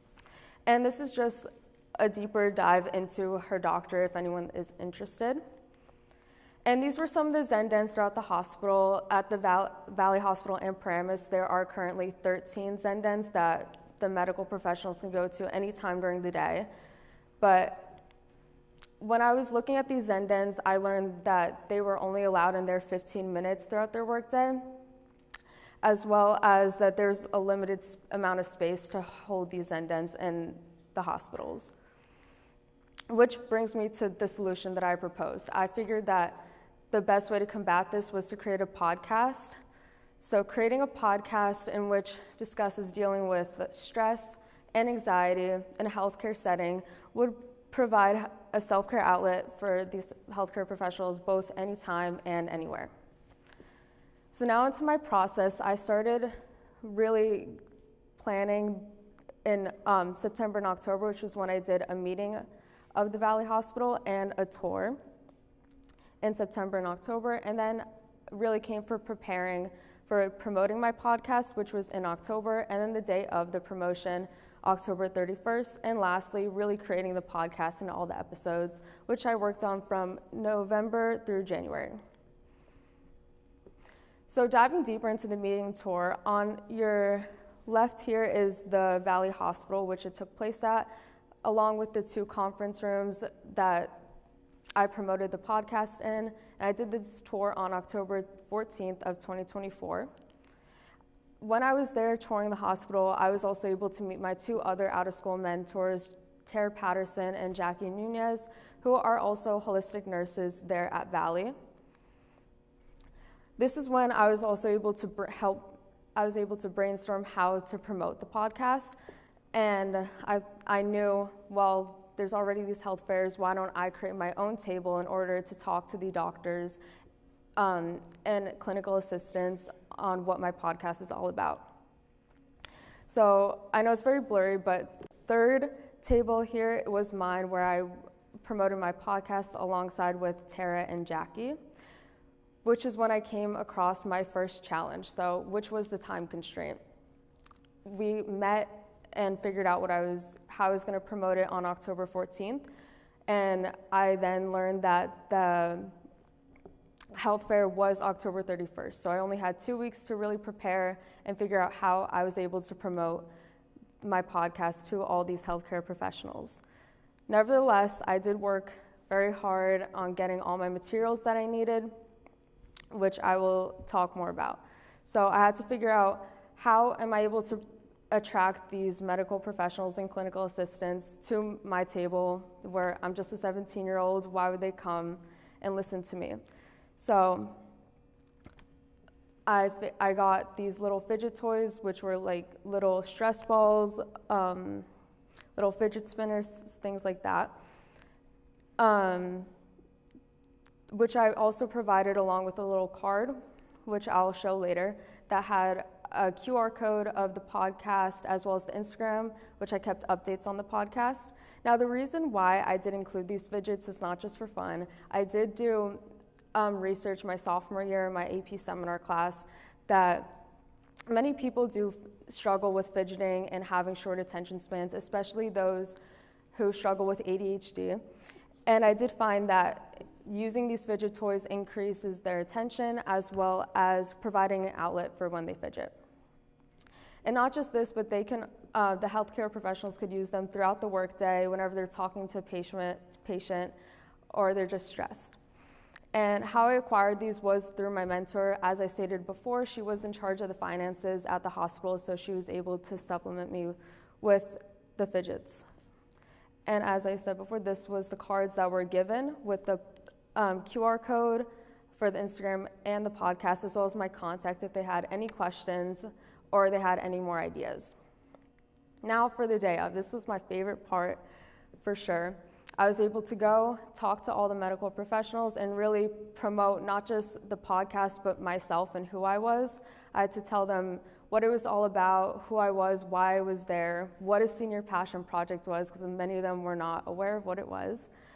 And I was able to give a ton out as well as talk to them, which is when I noticed my second challenge. There were not as many people as I expected. I was told in previous years that there were around 600 people that would show up, but I noticed I was only able to talk to around 200. But because of this, I was able to really listen to each of the doctors and hear what they wanted to hear in my podcast. So while I was taking notes during my time there, I found that the main issue that many of them were saying was the stress that they were dealing with before their workday. So when I actually came to constructing my podcast and the episodes, I decided to focus the first 2 episodes on pre-traumatic stress and how to deal with that pre-traumatic stress, followed by really breaking it down, and then how to follow a mindful map, and then dealing with post-traumatic stress. So here's some of my takeaways. And the big picture here, it's kind of blurry, but I did get a total of 456 streams on my first episode. And these were some of the comments left. Some of my favorite ones was able to listen on my way to work one day and is now a must-have in my morning routine. And when is the next episode coming out? I can't wait to hear the next. And here are just a few more comments that were left, which really assured me, knowing that my podcast was reaching those who needed it. So now for my summary, takeaways and next steps. So the first thing I learned was integration, how to integrate what the doctors and clinical assistants really wanted from my podcast.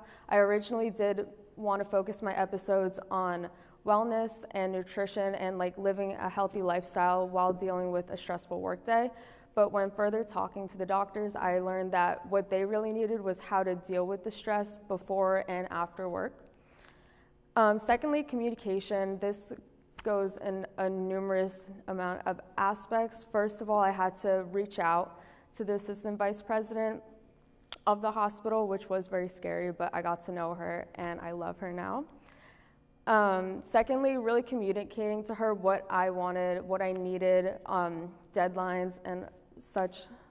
And then communicating to all the medical professionals there and really letting them know who I was, so that they didn't just so that they were able to use my podcast.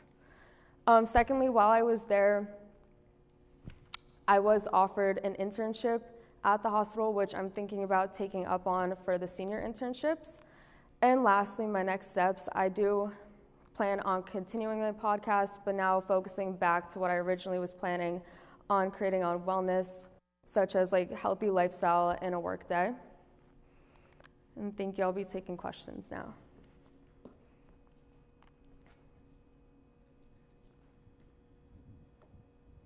Great job today. Do you actually plan on expanding your podcast? Great job. I was mentioning, I just wanted to know if you were interested in expanding your podcast to other hospitals or any other places that are in the area. Yeah, so I did originally promote it to this hospital specifically because that's all I had the resources at the moment, but I do plan on reaching out to other like presidents, vice presidents of other hospitals to hopefully get it spread through those hospitals as well. Great job. I think your message of self-care for people who care for other people is very strong and very admirable. My question is, where did you find the content for your podcast? Did you do research? Did you talk to mental health professionals? How was that gathered? Yeah, so I did, most of it was through research. because I wanted to do most of it on my own, but I did talk to my mentor because she's a holistic nurse. She does know a lot about self-care and stress management, as well as because she did her doctorate on the Zen Den, so she had to do a lot of research on that. So I did consult with her on how she thought I could get my message best across in the episodes. So, nice job. My first question is there a place for Zen Dens in schools for teachers and for students? Because I think that could provide a really cool opportunity. But with your podcast, did you have any guests on any of your podcasts? Sorry, what was that? Did you have any guests? Did you interview anybody or anything like that? Or was it all just research-based and kind of informative with you leading that? Yeah, so I did not have any guests on my podcast, but I do think that's a great idea and something that I do want to incorporate later in the future to really get an outside perspective. Thank you.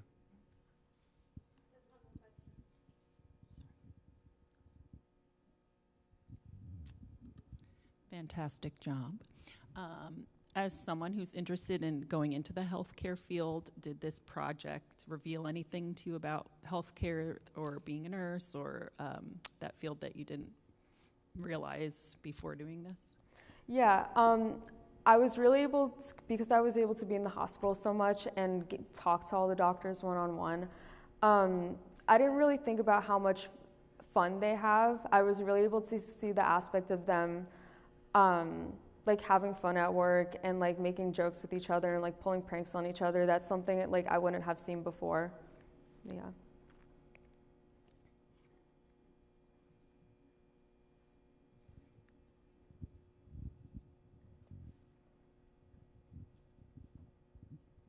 Thank you very much.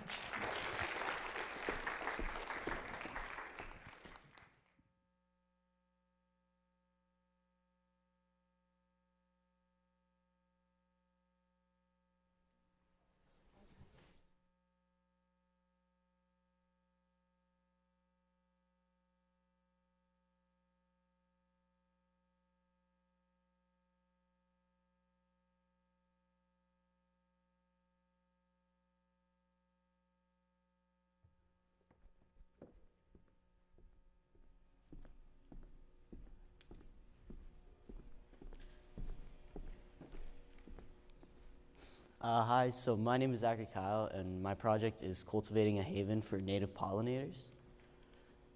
So an introduction to me is that I'm in National Honor Society, and I'm also the captain of the Boone varsity cross-country team. I'm also captain of the winter track team, and I've run both track and field in the spring, and I'm a part of chess club. So the background for my project, or the why, so I knew in the spring that I wanted to do something environmental with my project because after high school I want to go into civil engineering. And while I didn't commit to college, I know that this has been a passion of mine throughout high school. And one thing I've noticed like through the application process is that a lot of colleges are started to merge the two topics of environmental engineering and civil engineering. And I think that this is great because a good civil engineer knows how to work with the environment and not just go in there and like mess it up. And then another reason is that a lot of civil engineers have to do site management, and this project gave me a lot of experience being a leadership of sites, making sure people do what I want and follow my direction and lead. So this led me to working on the native pollinator garden outside the high school. And my thesis for this was to reinvent the pollinator garden outside the high school and cultivate a haven. And basically what I really wanted to do was make it look better, number one, and then add more pollinators, and then also gain experience. So my mentors for this project were Mr. Michael Lavaglio and Mr. Rob Murray. And Michael Lavaglio, he's a teacher who teaches APUSH and AP Research, and he's also a gardener on the side. So he was really helpful teaching me how to garden and any tips he had. And then Rob Murray was able to, help with any thing. If like I needed something with the council or any approval, he could help me with that. So the timeline for my project was in the spring I had to choose the project, and this was pretty tough for me because I knew I wanted to do something environmental and something to, you know, give me experience, but ultimately I couldn't really find like a garden like farther from the high school than this one. And this one was, I brought it up to Ms. Ball at first, and she didn't really think it was like I should because it's like right on the school property, but I really pushed for it because it was really ugly looking when I first saw it. But and like I wanted it to look good. I wanted like something the school could be proud of. And then so in the summer, I wrote a proposal, you know, defending my project, or also if I needed to like get access to it, because I wasn't really sure if it was public or not at the time, so I could give it to anyone. And in this, I'll go through the proposal on the slide, but you can see like what it was all about. Then in the fall, I had to actually begin cleaning the garden, and the cleaning process was the longest part, but ultimately it did work. And then in the winter, that's when I built the path and advertised, and through the project I advertised with a podcast, which was very successful. And then finally in the spring, I held an event, and eventually I will be gaining donations of native pollinators from a landscaping company that will be coming, and then I haven't done it yet because we didn't get the donations, but they will be planted before the end of my senior year. So the proposal, so I really wrote the proposal to acquire the land. However, it turned out to be a public space, but it's fine. But in the proposal, I worked on, I had to explain my plan, which was a 3-step process, as you'll later see, and then also any donations that I had, which were, the donations were for the path and for the pollinators. Oh, also Michael Lavaglio actually helped me write this a lot because he's a really good writer, much better than I am, and has a lot more experience. So the project outline was to research, implement, advertise, and outreach. And the research portion was something that was very quick, but something that was very important. The main driving force of my research was from Timothy Spira, who basically talked about the importance of native pollinators and how they're good for supporting the environment. And then he's backed up by Scott Debman and Michael Sullivan, who find that it's both beneficial to the ecosystem and they're like, climate resilience. Really good with the climate. All right, so the findings that I found were that pollinators, they're not a lot, like, they're very like short, and there's not a lot of them around. So it was important to, you know, make sure that the ones that we have are protected, and we need to protect them from pesticides and invasive species. And as you'll later see, that there was actually an invasive species in our own pollinator garden. So the implementation was the high school, the garden outside the high school. And this is what it looked like beforehand, just really overgrown, really ugly. And as you'll later, as we found out during the cleanup process, was also littered with a bunch of trash. So the garden outside this high school, as you can see, there's already pollinators in there. So the image all the way on the left is milkweeds, if you can see with the white in there. And then up here is golden rods, and then these are wild grapes over here. But if you can like see through these two images, like the purple like branches, those are actually thistles, which are an invasive species that we actually had to pull the roots out of. And so that's why I had to create these key stages of cleanup, build the path, and finally the regrowth era. So for the cleanup, it was mostly just picking up trash and bagging it, but all, picking up like dead plants, which have been left there for years, picking up trash.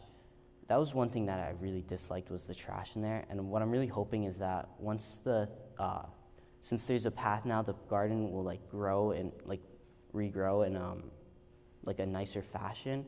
And there's also like it'll be like really nice that people won't like look at it like a garbage and throw trash in there. But also, I think the hardest part for like the teams that I had to, who worked on it was like pulling out the roots of thistles, because you don't want to pull out the roots of like an actual plant because they're perennial and they'll grow back, but you don't want to like have thistles come back. So those roots were very hard to find and really hard to pull out. And then, so for the path, this is what I did throughout the winter. And what this really did was it allowed for the garden to be more accessible. And it was really helpful that this was in the winter because all the plants had died already and there was nothing really to like standing in our way. And this process took about 2.5 months. And I was lucky enough to receive a donation of the rocks for the path, which was better because originally I planned to like try and like find rocks and collect them, but that would have like taken way too long and we probably wouldn't even have had enough. So receiving a donation, we got it from PKB Engineering, who was able to just give it to us from a past project that they weren't using, and that was very lucky. So this is the final product of the path, and as you can see, it's a lot nicer looking. It's easier to walk on, and we just the reason we went with rocks is that they're permeable, which means that because we were a discussion that like my team had was to do a concrete path or something like bricks, and while this might have looked nicer and like lasted longer, rocks were a lot better because they're permeable, which means that like rainwater or water from like just regular water, if you want to like plant, can seep through the rocks and get underneath to the seeds and roots. So that's why we decided to go with rocks. And so now we're in the regrowth era.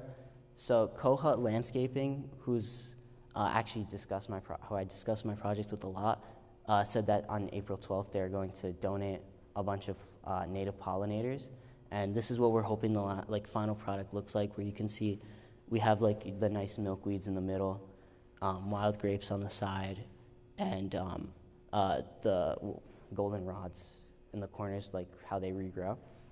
Lucky enough, a lot will grow back, so we don't need a lot of donations, but the ones that we do donate, I'm planning on putting in the middle because I believe those ones will look the best as they're newer. And I really wanted to put the wild grapes on the side because these plants actually can grow on the walls, and I feel like that looks really nice. However, a lot of people thought that was creepy looking, but I do think it'll work out. So for my the third part of my slideshow is the podcast, which is to advertise both my project and native pollinators. And the importance of the podcast was just to to give awareness of what native pollinators are, what my project was, how they can get involved, and what I was doing. And ultimately, the podcast was a huge success. I called it Gateway Garden, just to reinstate it. And what you can see is that I was able to get a 5-star review with 18 reviews, which is actually a very great statistic. And then there was over 70 people who both followed and listened. I also was able to reach people outside both the high school and my age range, given that I can't find the statistic for it, but there's a lot of people above 25 who are listening. And then also, who was pictured in an earlier stage slide, his name is Noah. He actually found out my podcast from a friend, and he goes to MCST. I haven't really talked, I never really knew him beforehand, but after listening to the project and the podcast, he really wanted to get involved. And so he actually asked my friend to talk to me and get involved with the project, because he was gardening from a very young age and he had a lot of experience. And then, so my final stage of this project was outreach. And what I did for this was I went to Java Smugglers, and I asked if I could hold an event, because I came into contact with John Kohut for the donations. And what he really was able to do for me was he's also has a lot more experience, because Well, I've been gardening for like the past year with this project. I'm really not an expert. I didn't really grow up around it. And well, I know, just a snippet of it. This guy actually has real life experience and a real life passion. So to be able to see it, just like be able to get his word out was a lot bigger than mine. So I advertised this on my podcast, and as you can see, it was a huge success with a lot of people coming. And what I really, after the presentation, I asked for their emails so that I could, see how they felt about it. And 82% of them responded with very, very satisfactory results, as most people found that it was both very educational and very fun, which is important for the takeaway, as it allows for just to be more memorable. And then on the side, I had them say any comments, and most of them were very positive, but I think my favorite is, it's at the bottom. I don't think you can read it, but it says that it made them consider going into landscaping or gardening, which is very important for like the world. So that's my project. Do you have any questions?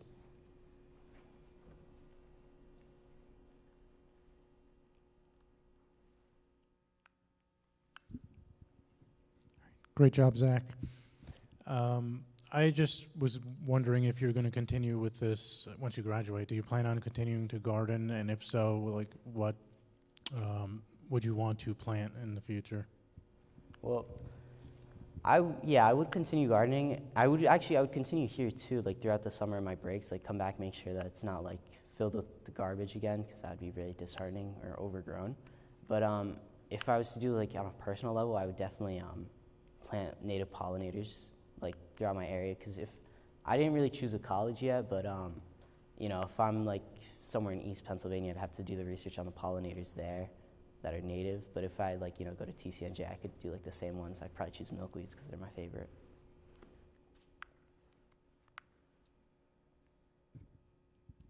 Great job, Zach. I know that you're going into civil engineering, and you talked a little bit about the relationship between the environment and civil engineering. So I guess my question is, can you tell us a little bit more about that? Did you learn anything in this project that you think will help you in your future career? Yeah, I mean, I learned a lot of phrases like permeable, like the water. So really what's really the push is that like when civil engineering was first like done, it was very like not, like they weren't really thinking about the environment. And really what I'm really trying to do now is just like make sure that I don't disrupt the environment and disrupt the like world around me when I go into civil engineering. Luckily enough for us, there was nothing really like too like hard to do kind of. So like if I like built say I built a bridge over the in the garden, which if it was bigger, we probably could. That would be a lot harder, and like because we'd have to work around the roots. So I was lucky enough to, well, kind of unlucky because I didn't get that experience, but there wasn't really anything like that.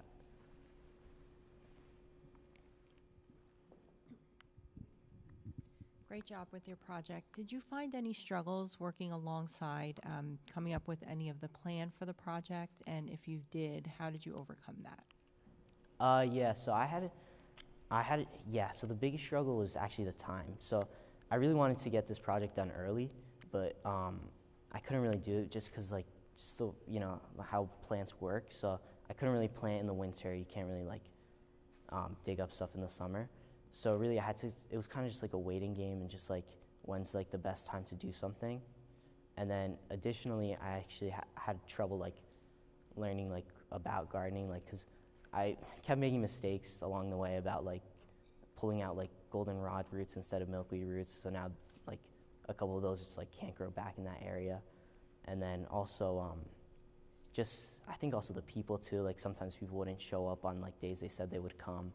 And then, but one thing I was nervous for was actually people not listening to me, but luckily enough, everyone there was actually excited to garden. So that actually worked out.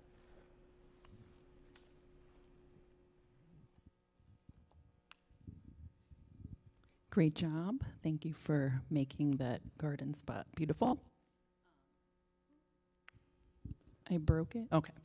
I wanted to ask, so you said you worked or a landscaper was going to donate to you. I was wondering what that experience was like. Did you cold call a bunch of landscapers, or did you happen to know this one? And what was that experience like? Were they helpful, or?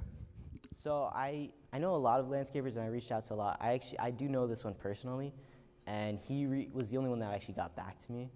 So that's why it was able to work out. But he was actually very lucky and like very thankful and like happy. So it was like I was very lucky with this. So.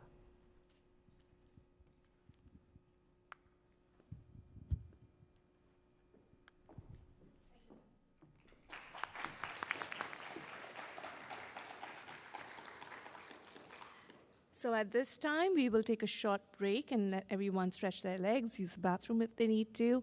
We will be back at 11:20, and I request everyone to come back maybe a few minutes earlier so we can get started on time. Thank you so much.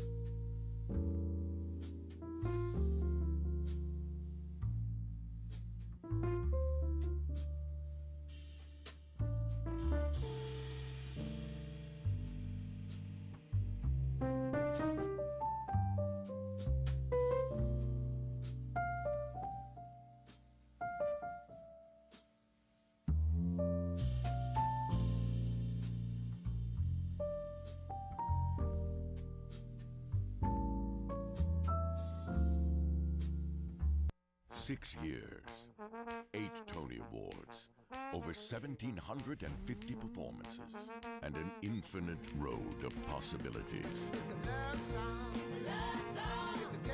Welcome to Hadestown, Broadway's Tony-winning Best Musical.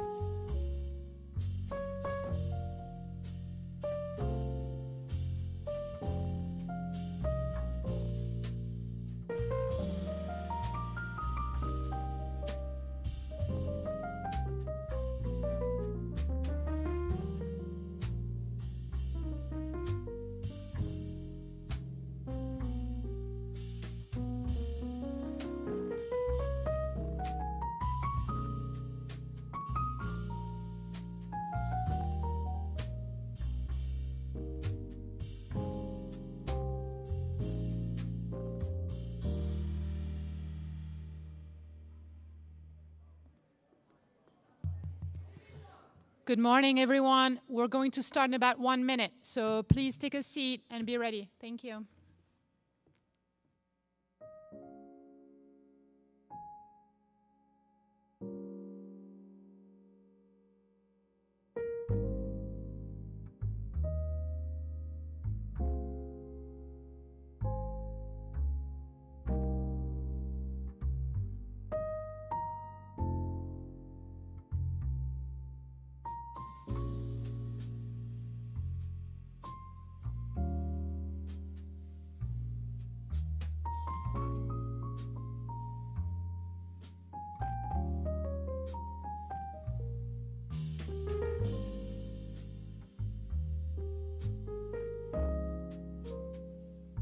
Can somebody in the back there please close the door?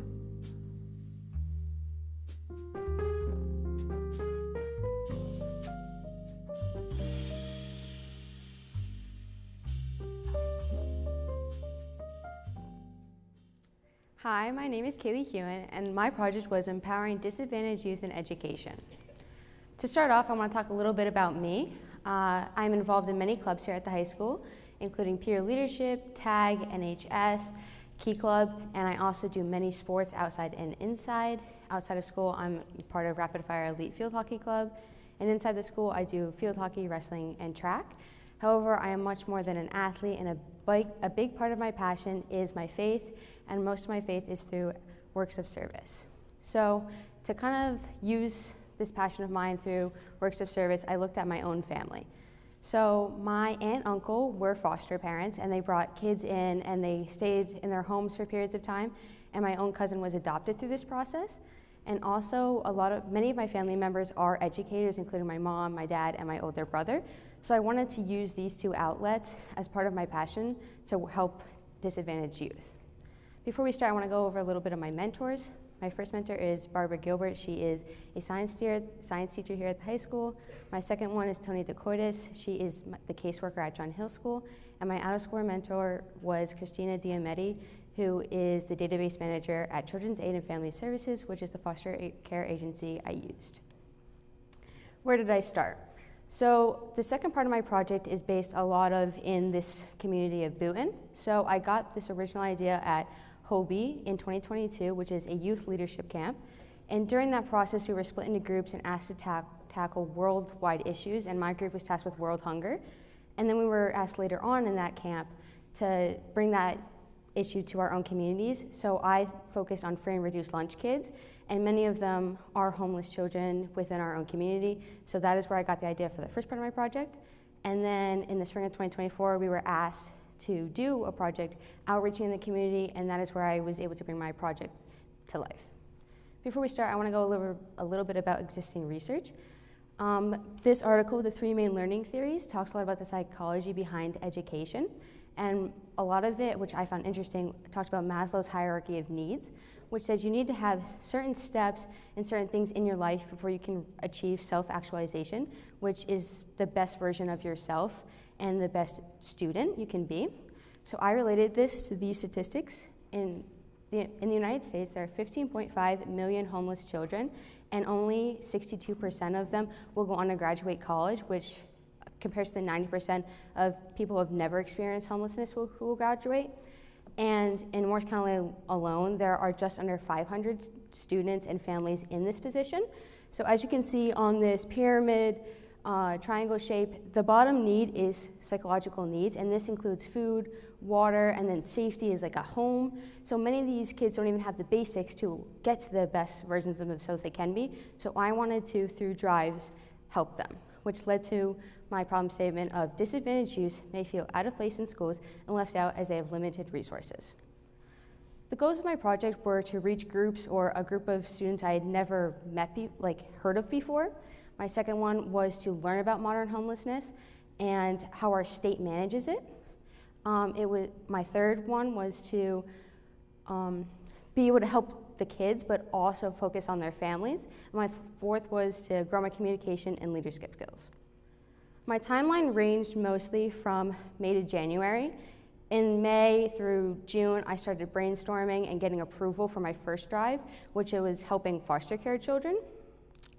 And this took a lot of work because I had to find a institute in New Jersey that was actually based out of here. There are many foster care agencies, but many do not have like home bases in New Jersey.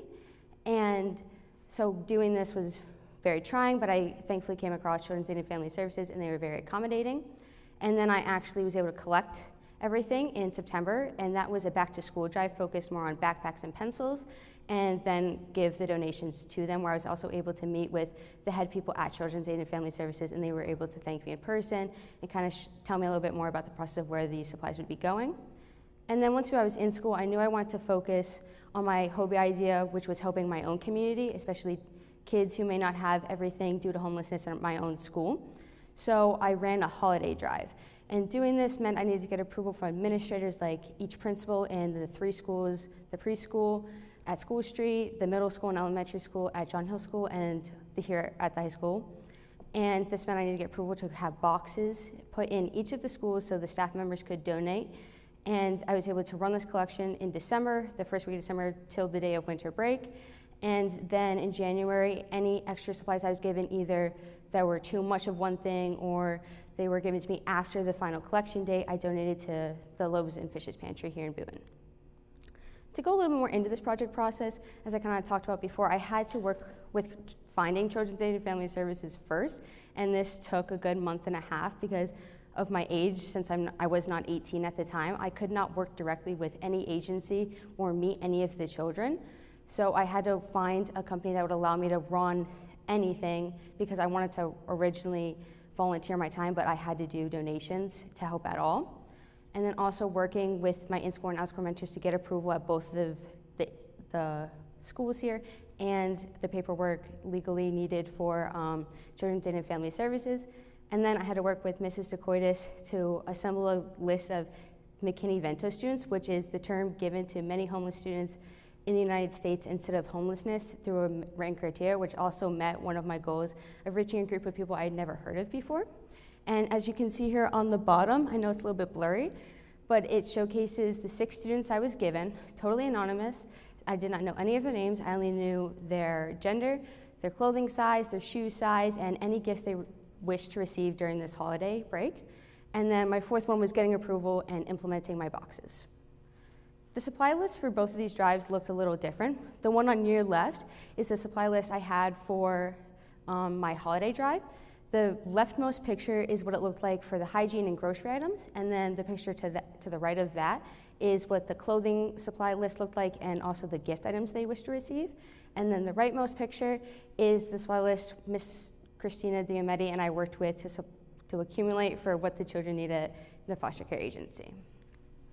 My implementation, as I talked about before, it was very successful. In the summertime, I was able to gather a lot of supplies for these children.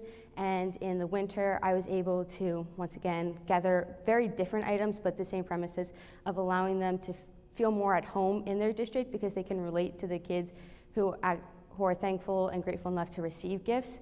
And the top picture is what my flyer looked like that was in each school district, and the bottom is what the bags looked like that had the clothing and the gifts in them, and the box has the flyer on it, and it also had a tree, which I thought one of the most heartwarming stories I heard back from was that one of the kids, when we were dropping off the gifts, which I was not able to do because I could not meet the kids, I used both my parents and Ms. DeCoitis to do this, was one of the kids did not have a tree for Christmas. So they asked to have this tree, and they got to decorate it with any of the extra items that they had, which I thought was very heartwarming.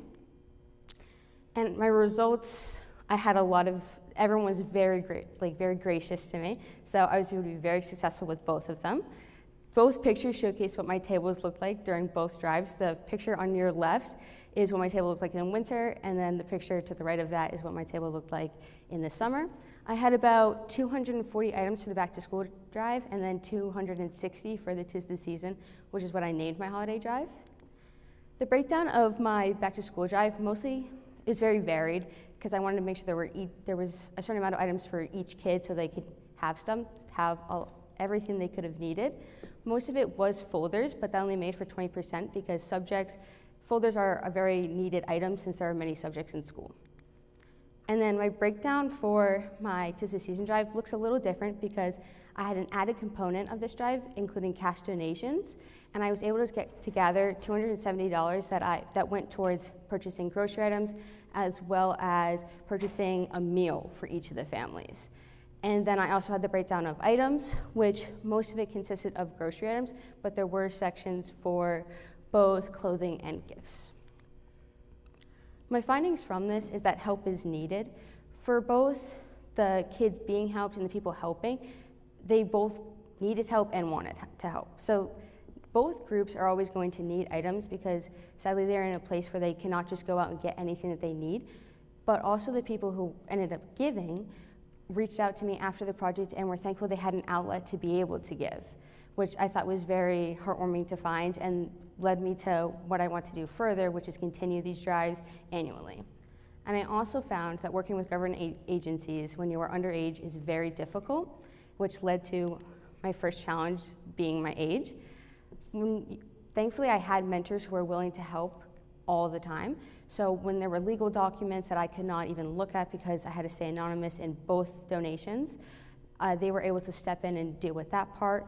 And my age, I could not volunteer at all. And so it was difficult to get my point across without, trying to stay anonymous and allowing the kids to have their own gifts while not being a part of that process fully. And my second one was time. I did not realize how much time I needed to get for approvals for both drives, and I kind of underestimated this a lot. And so moving forward, I would definitely allot a lot more time to getting approval and getting the word out so it could be more successful. However, from this, I did grow a lot. I call this the 3 C's, my first one being communication.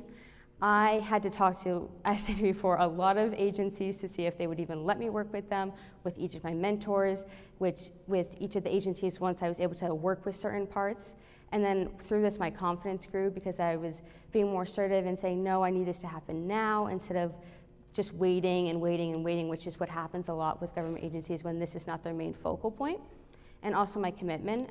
I had a lot of road bumps with getting approvals on time and collecting and being able to get the donations given to the children in a timely manner while not being fully a part of that process. So I knew I had to stay committed throughout the entire time or else this wouldn't work. So my conclusions are really that although there were setbacks, I think both groups of disadvantaged children were able to benefit from this, and I was happy to do it, and I want to continue to do so. So moving forward, as I've kind of stated, I hope to continue to do these annual drives. Specifically before I return to college, I hope to do a back to school drive, maybe for a different community since I don't live in Boonton, so maybe working one where I live in Jefferson or working with my college community. I also hope to continue to go back to my hobby idea now that I am 18. So I can get involved in legal matters, so I will be able to work with these free reduced lunches, maybe not in Boonton, but at schools near my college or when I come home in the summers. Thank you. Any questions?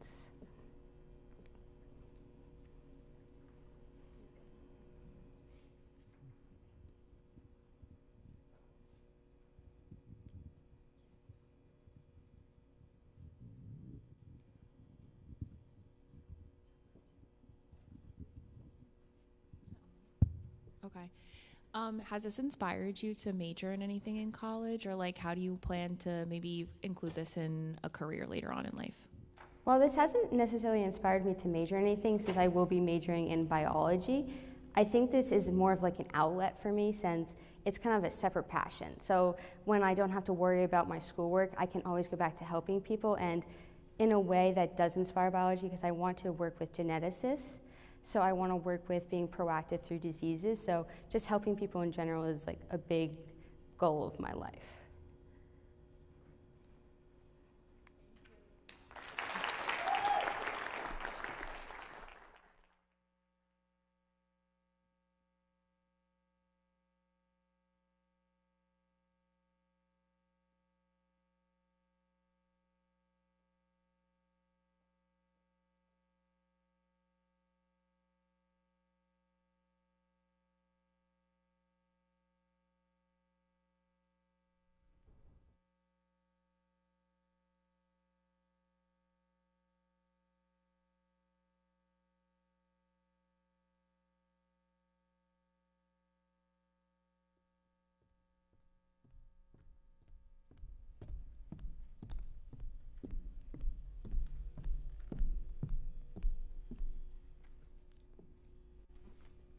So my name is Ashley Saplicki, and today I will be presenting on women in STEM so that we as a community can help rewrite the story.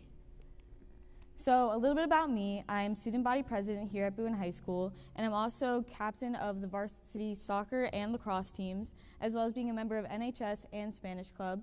And while I'm not decided on where I want to go to college yet, I do plan to pursue computer science. So with pursuing computer science, I knew that I wanted to do something surrounding the idea of women in STEM, because that's a topic that I am very passionate about. So I started by looking at existing research on the topic. So this article from the Journal of Neuroscience goes into the systematic disparities between women and men in STEM-based fields. So if you look over at this graph on your right, only 8% of the employed workforce being women.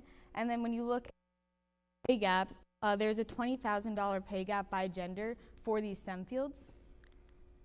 And even looking at college entrants, only about 14% of female college entrants are going into STEM fields, while 30% of male college entrants are going into the STEM fields.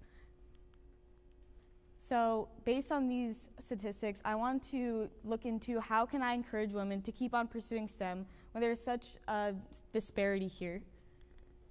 So I started I worked on the goals for my project.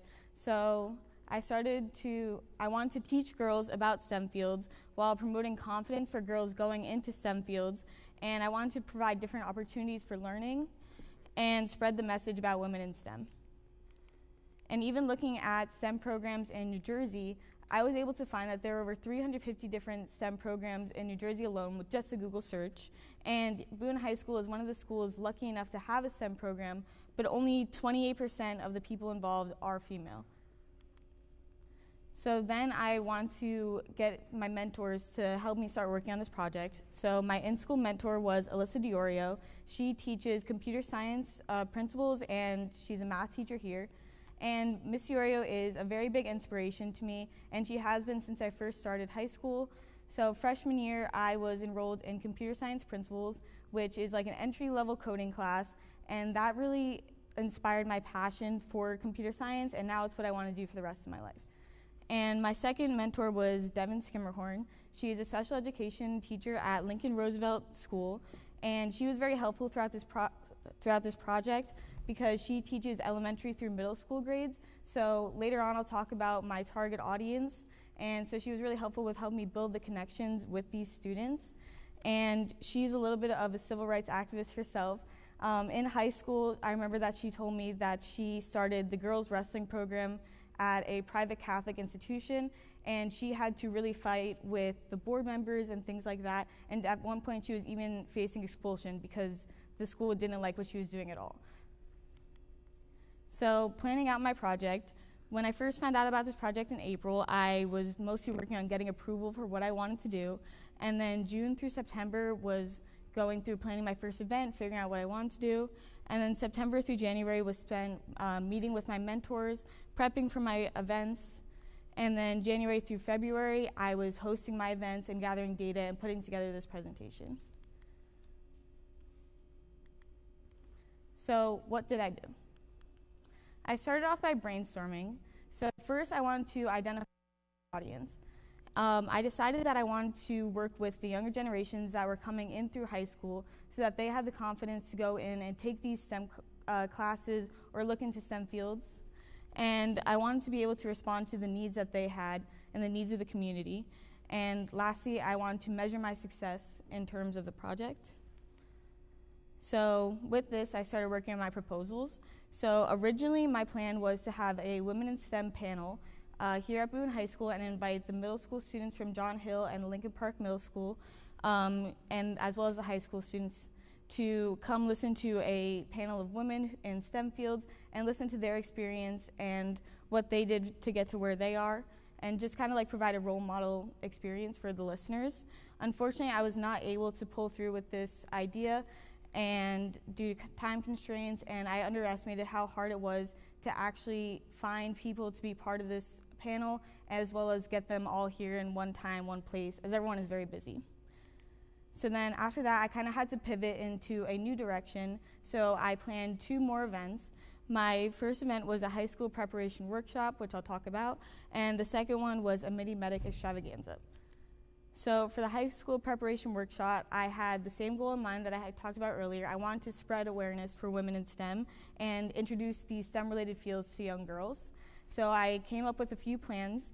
So I wanted to discuss different career paths. I wanted to share my experience as well as listen to theirs.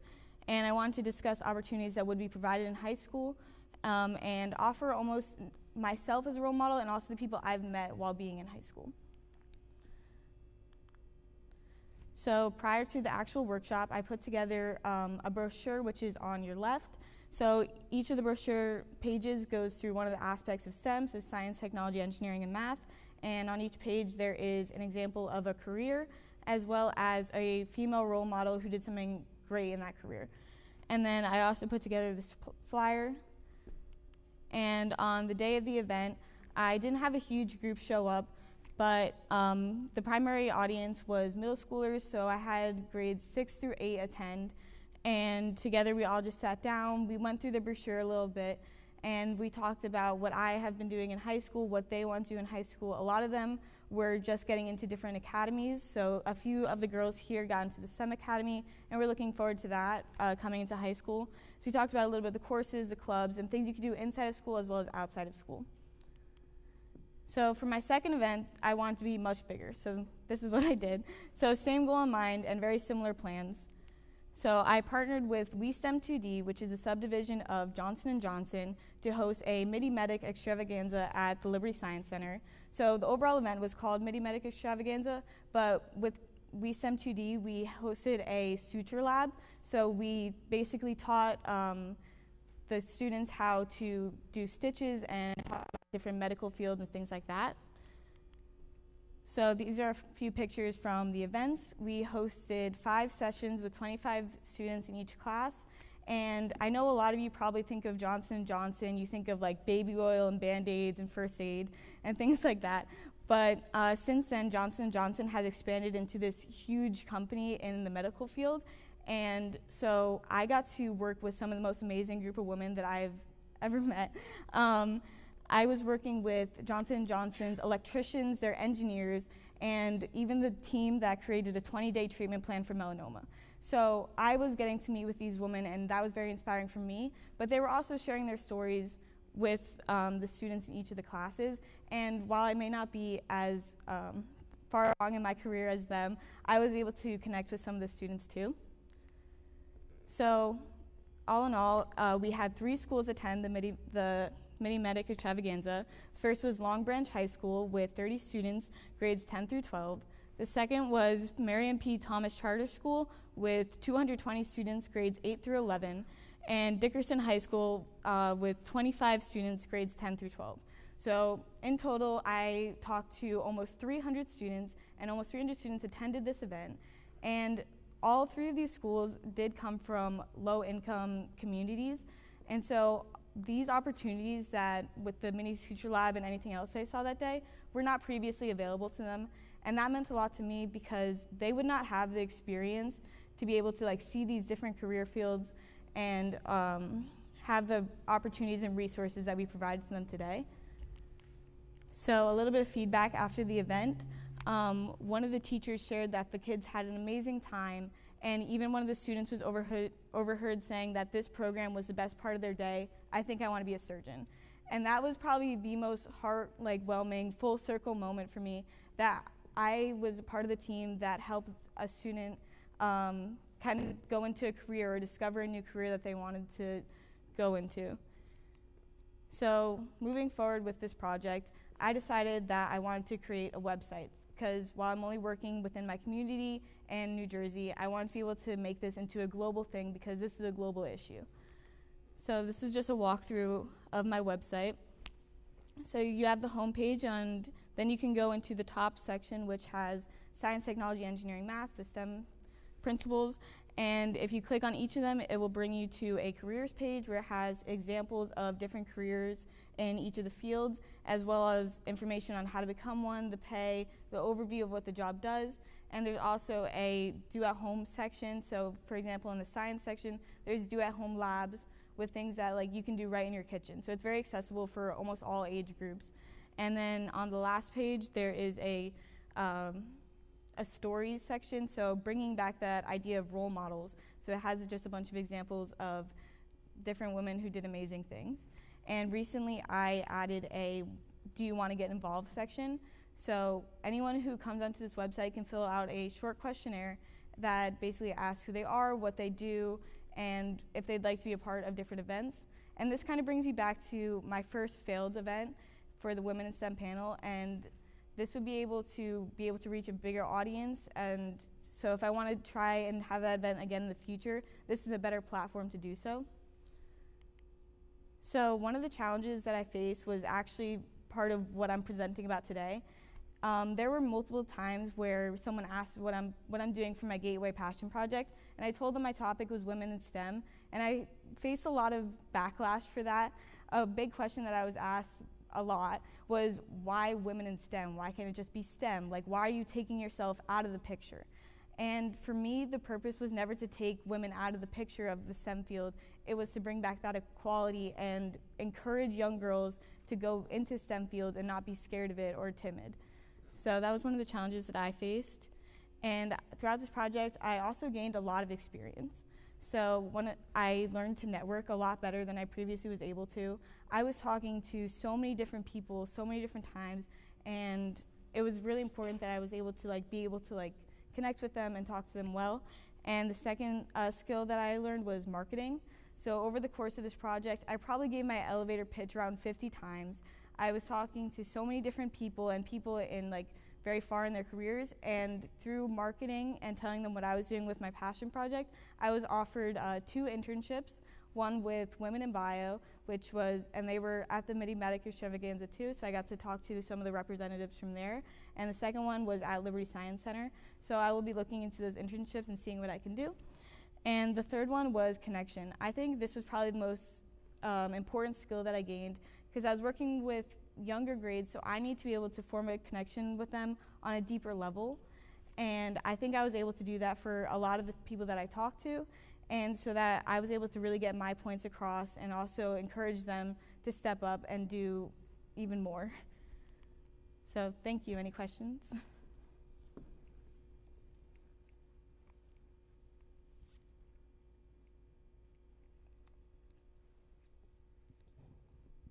First, great job. Thanks. So the first time around, what would you do different to try to get more girls to show up in a similar situation as you did in your first time around? Do you mean the panel, or do you mean the events? The first event where only a half a dozen or maybe 10 girls showed up? Oh, I think that was really just an issue of marketing. I feel like I should have put this up in more places, in the schools and things like that, and just gotten the word out as much as I could. And I feel like it was also a little bit on a time crunch. So going forward, if I were to do something like this again, and I do plan to do something like this again, I would definitely work on my marketing.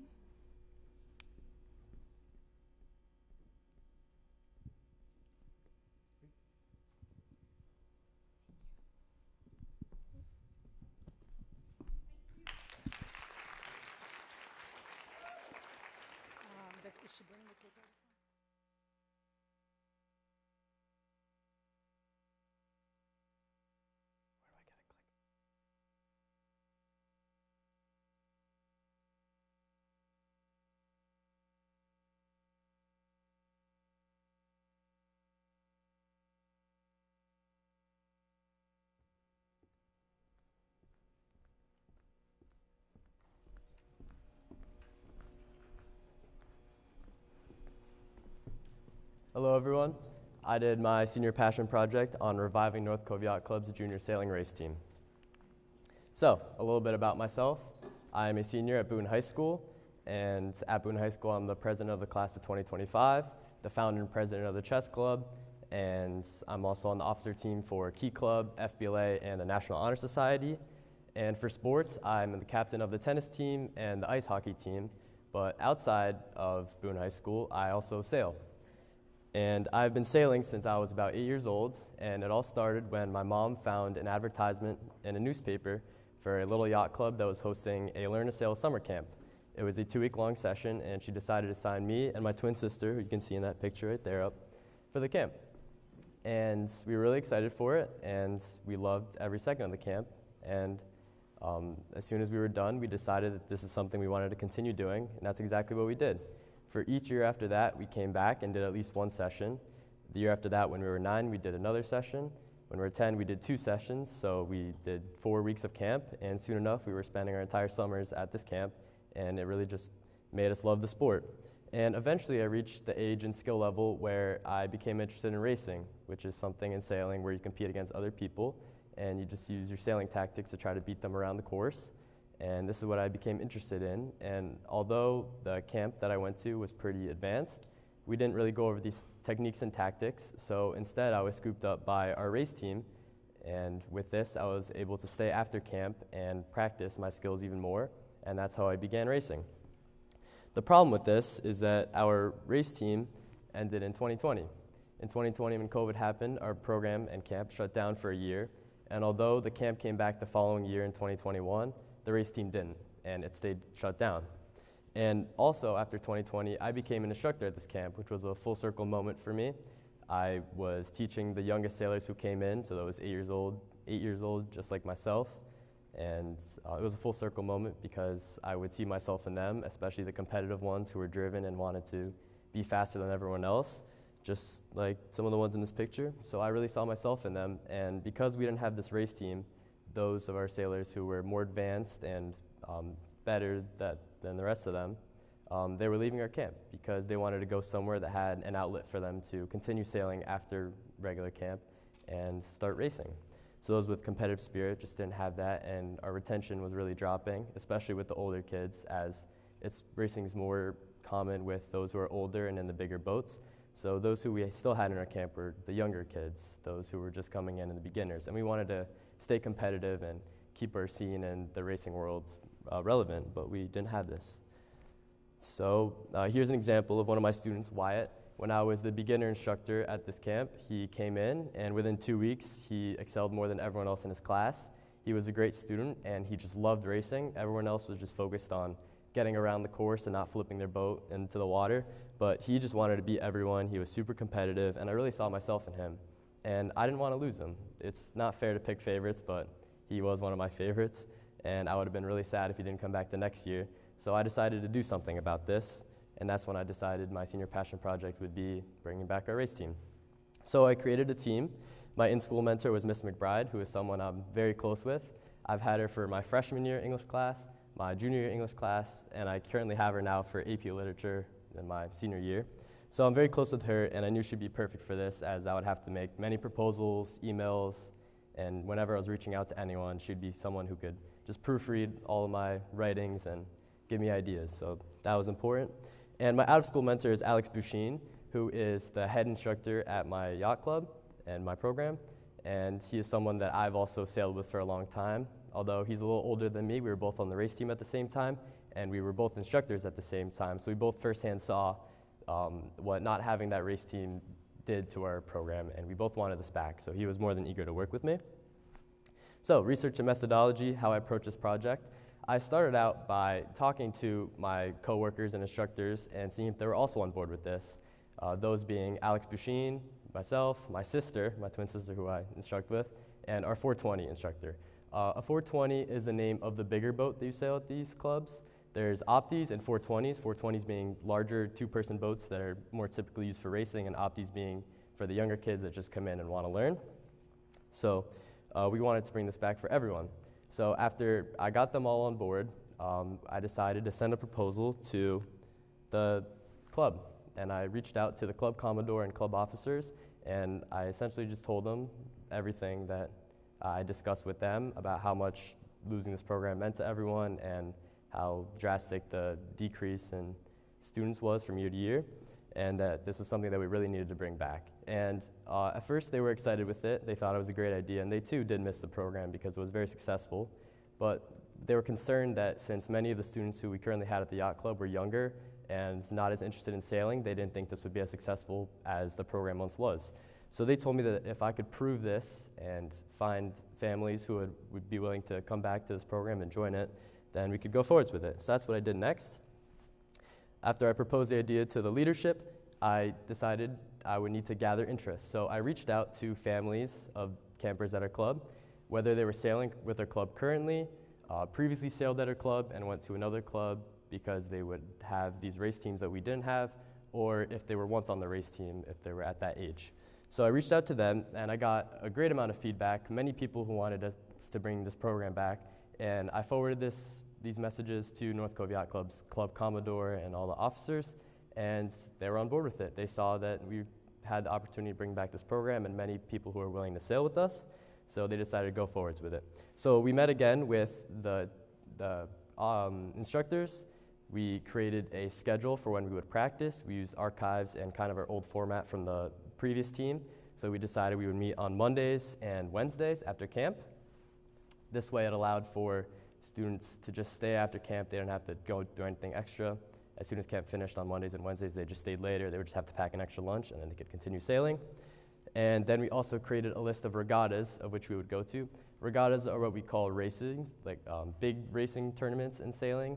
So you go to this and you compete against other yacht clubs' teams, and it's just like a team-style racing. So we compiled a list of 5 regattas and created our official schedule. It's kind of hard to read, but we went to Ram Island, Watch Hill, Niantic Bay, the Pettapog Regatta, and Mason's Island. Each of these, which were regattas that I previously attended when I was a camper and racer for this team. And we practiced on Mondays, 5 to 7:30, and on Wednesdays from 3 to 5 p.m. right after camp. So with our 2 practices a week, we were able to practice racing and also teach them techniques and go through drills and stuff that would help them become better at racing. And on the left, you can see a picture of the team here. We have the program director, my sister, our 420 instructor, Alex Bouchine, and myself. And results and impact. This was extremely successful. We were able to bring this program back in time for this to run for the entire session of the yacht club. And this was possible because after I had found and created the team of those who would teach them, I hosted an open info session, which I'll actually go back to. An open info session hosted by myself and Alex. And this was so that any interested families who were thinking about signing up for this program could come and ask questions and learn more about what we were offering. And then we hosted an open trial practice. So the first practice of the year, anyone, whether they were in the camp or not, could come and sail with us. We went through drills, taught them techniques, and then we had a friendly regatta at the end of it where they all raced against each other, and it just gave them an idea of what we were going to offer them with this program. And this is where we saw the most amount of people sign up. People signed up after both the trial and the info session. And after this, we had a great team, and we continued with it. And it was successful enough to where we were able to run for the entire season of the yacht club. So all 6 weeks of camp, we had 2 practices per week. So we had a total of 12 practices, and it went for the entire summer. We also had the biggest race team in history. Back when I was on the race team, we had 15 sailors on it. And this past year, when we founded it, we had 22.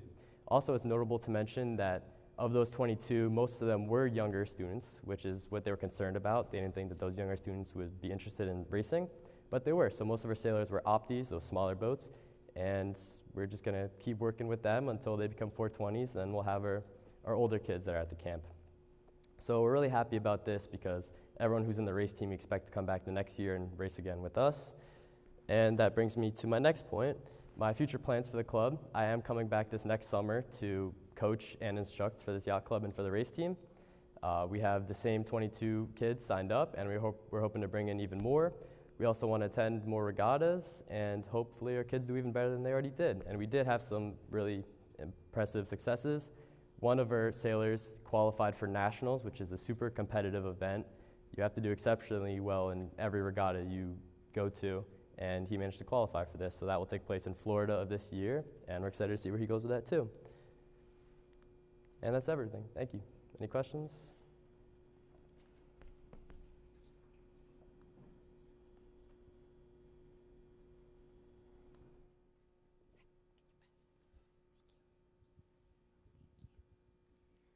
First of all, you did an excellent job. My question is, you said you had to gather interest, and I know you had those 2 like almost like open practices. But beyond those, how did you reach out to the other families to gather interest for those meetings? So the initial way that I reached out to other families was after I sent out the proposal, I wanted to get like direct feedback on what families were thinking. So I sent emails out to those families who were already signed up to join us for camp last summer. And of those families, a great portion of those also were interested in the race team, and that's how we decided that it would be worth pursuing.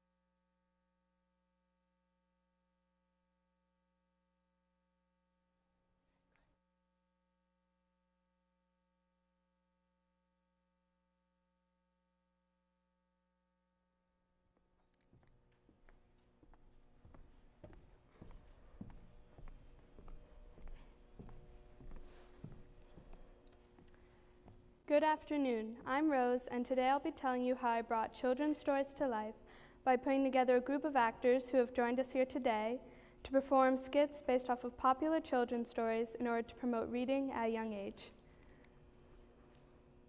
So before I begin, I want to tell you a little bit about myself. I've been involved in drama clubs since the 6th grade, and in high school I've been involved in NHS, PLC, FBLA, and track and field.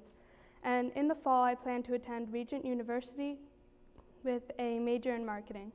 Reading has always been one of my favorite hobbies that has both entertained me and helped me grow academically, which is why when it came time to create a project, I wanted to combine both my passions for reading and acting.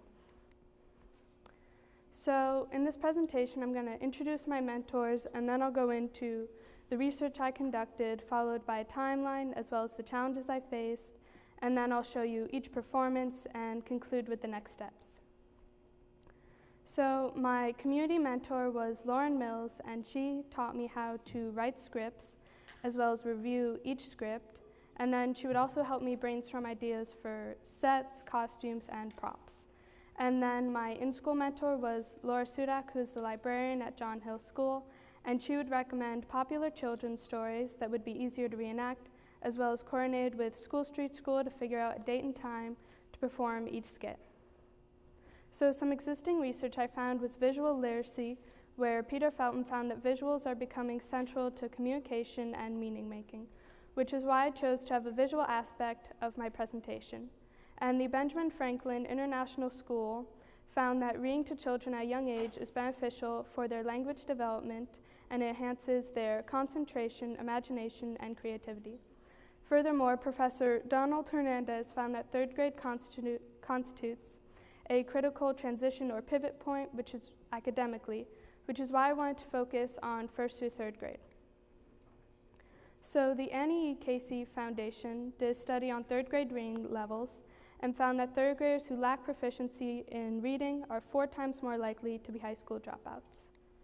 So my solution was to create skits based off of popular children's stories that would be performed at the elementary school in order to promote reading at a young age. And I would also distribute bookmarks at each performance to make it more memorable and help the children connect what they saw back to reading. So in order to do this, I need to put together a team of actors and artists to perform in each skit and help make the sets. So we started out with a team of 4 people who were Ivana, Rashenda, Mia, and Michaela, and then eventually we expanded to 10 people, as you can see here. Layla and Ikra joined us, starting out as sort of a stage crew, moving sets. And then we were joined by Emma, Jordan, Mirab, and Vivian. So I started this project back in May. I began brainstorming, and then I drafted a project proposal that was approved by the end of June. And then in September, I started planning for my very first skit. So the first step was to meet with both my mentors, figure out a story, and figure out how I was going to approach this, what I was going to make for sets, and what props I would need.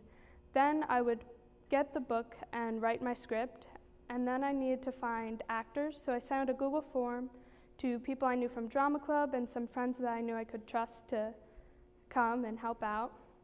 And then from that Google form, I would figure out their schedules and if they're willing to act, and I would make a rehearsal schedule, and our first rehearsal would be a script read-through where everyone familiarized themselves with the part, and then we'd have a 2-week rehearsal period where I would figure out what sets were going to be made, what I was making myself, and what other people could make, and then I would also make the bookmarks. And our first performance was October 10th, and then throughout October and November we prepared for our second performance, which was for the first graders.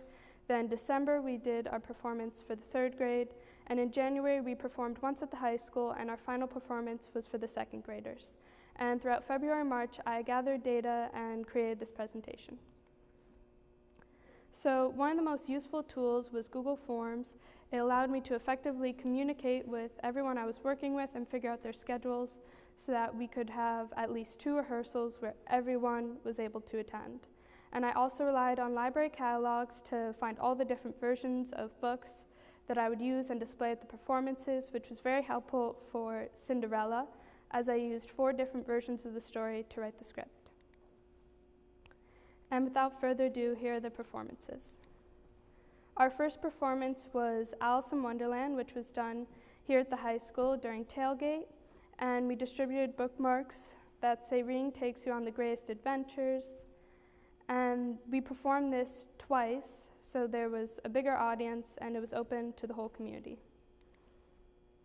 Our second performance was Cinderella, which was done at School Street School for the first graders, and it involved changing scenes, a lot of different sets, which is why we incorporated a mini stage crew for this performance. And we also set up a table just showing all the different versions of Cinderella displayed with the bookmarks so that if they liked what they saw on stage, there were so many different versions that they could read.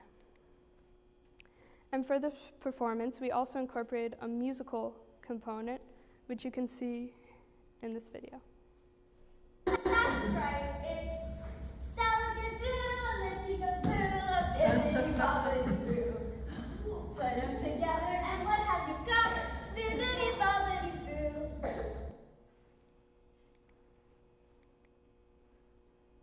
Our next performance was The Gingerbread Girl, which was done for the third graders.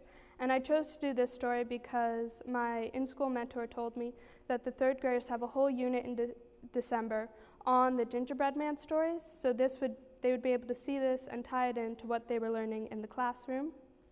And we also had some bigger sets that you can see painted like the fox and the cows, which the children really enjoyed.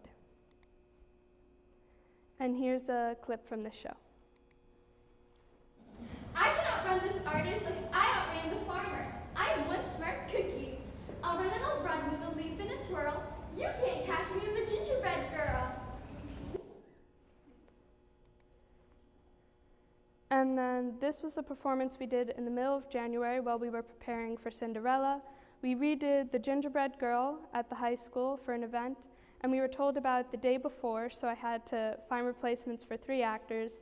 But luckily, this show relied on the main character having most of the lines, so everyone I had to replace only had about 2 to 3 lines to learn, so it ended up working out. And our final performance was Cinderella, which was done for the second grade, and I repeated this performance because coming off of winter break, everyone was pressed for time, so we didn't have a lot of time for rehearsal, but I did change this show a little bit. I added a scene and a couple characters because we had a much bigger team to work with, and the bookmarks were very well received, and a lot of kids wanted autographs with Cinderella, and they really enjoyed this performance. One of the biggest challenges I faced was a lack of meeting time. Many people had lab or extracurriculars, so finding time to meet during lunch or after school was very difficult, so I had to update the Google form questions consistently to have a very specific schedule so that we could meet with everyone. And then I also chose to repeat Cinderella just so that it was a role that everyone was familiar with their lines and it was much easier to do. And another challenge was creating set pieces and finding props. Since we didn't really have a budget, we were just working with what everyone had. And in the beginning, I would make set pieces myself, but I'm not the most artistic person, so I found some people who are much more talented and able to make these beautiful set pieces that the children really enjoyed. So some very important skills I learned were organization and responsibility. As the director, I didn't only teach people how to act and tell them what to do on stage. I had to make sure what set pieces we need, who was making what, and make sure everything was brought in on the day of so that we weren't missing anything. And time management was also a big deal. In order to allow for a 2-week rehearsal period, before each performance, I had to write the script and send it out on time, just to make sure everyone had enough time to learn their lines. And the last was public speaking. Although I didn't really act in most of the skits, I would speak before and after to introduce my project and then talk to the kids about reading and the story that they saw. So in the end, my group and I performed 5 times for elementary school students to promote reading, and we distributed bookmarks each time, which were very well received. So some feedback I got, as you can see here, is a quote from my mentor, just detailing how live theater helps people understand plot, setting, and characters more, and it inspires children to read the story. And I also received some feedback on Read Across America Day, where many students came up to me and they were still talking about Cinderella 2 to 3 months after seeing it, and they got very excited about reading. And several people from the high school told me that their younger siblings saw it and were more excited about reading and more interested in reading after seeing it.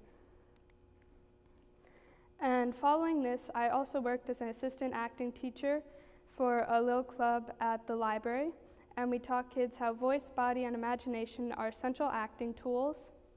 And it was culminated in a final performance where they performed monologues and a couple scenes. And in the future, if I had more time, I might have expanded this project to performances at the local library, but since I will be going to college out of state, I cannot continue this project, but I am currently talking to a junior who might be interested in continuing this next year. Thank you for listening. Any questions?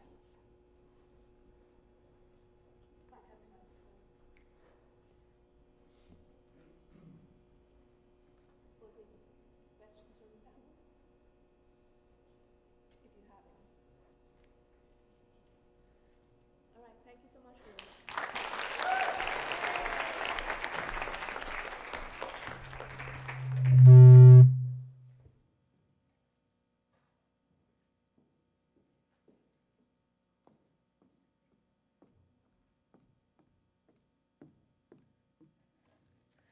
At this time, I would like all Gateway Academy students 9 through 11 to please proceed to the cafeteria for lunch.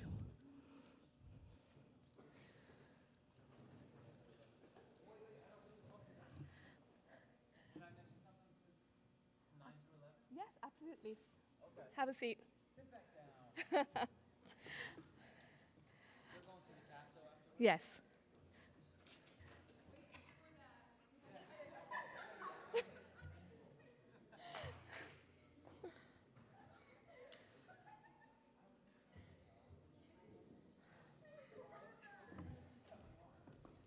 Oh my gosh.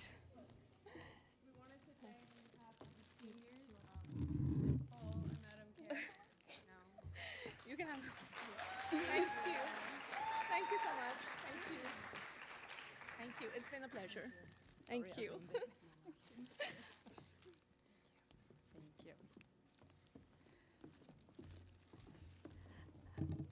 Thank you so much. This is a surprise, and it's, I mean, you just blew us away. Thank you so much. Before I invite Mr. Klebitz to deliver the closing remarks, I just want to take a moment to say that as we conclude today's Senior Passion Project presentations, we would like to extend our deepest congratulations to our Gateway Academy seniors. Over the past 4 years, you have demonstrated commitment, resilience, and intellectual curiosity, culminating in today's outstanding presentations. Your projects reflect not only your passions, but also the skills and knowledge that you have acquired over the past 4 years.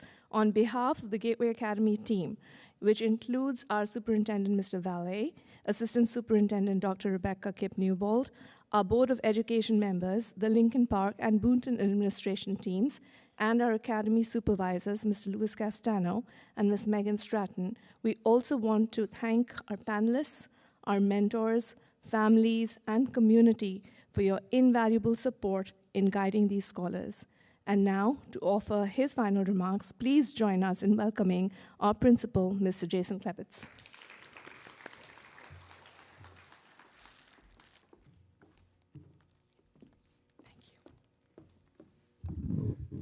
Thank you, Ms. Ball. Ms. Carey, thank you so much for your time and your dedication to the program. I know a lot of work goes into making this day possible. Underclassmen, I just want to say that you had an opportunity to sit here today and listen to these seniors give their Gateway Passion Project presentations. And now you know what, they set the bar pretty high, right? Each year it's getting better and better. So now when you start thinking now about what you may want that project to be as you move through this program, okay? Because now you know obviously what we're looking for. So I hope you enjoyed your time here to view these presentations. Seniors, again, thank you so much for your dedication to the program. I hope you found these projects valuable. And again, I appreciate all that you have done for the school. And these are always great to hear because while I'm in and out, but I do get to see this in replay. So when I have my full undivided attention, I will go back and view these. And what you do for the community is great as well. So I thank you so much. But again, thank you so much for your dedication. I know this is kind of like your culminating activity. But we still have a few more weeks of school left, so just continue to work hard, and I know you guys will. But thank you so much. I appreciate it. And that's it. So again, thank you so much for today. And I know 9 through 11, you're going to the caf to eat. You're probably starving. And seniors, I know you are as well, but you're going to the library for your... you got to stay hungry for a couple more minutes. All right. So we're going to do pictures, and then you'll be free to go to eat too. So thank you so much.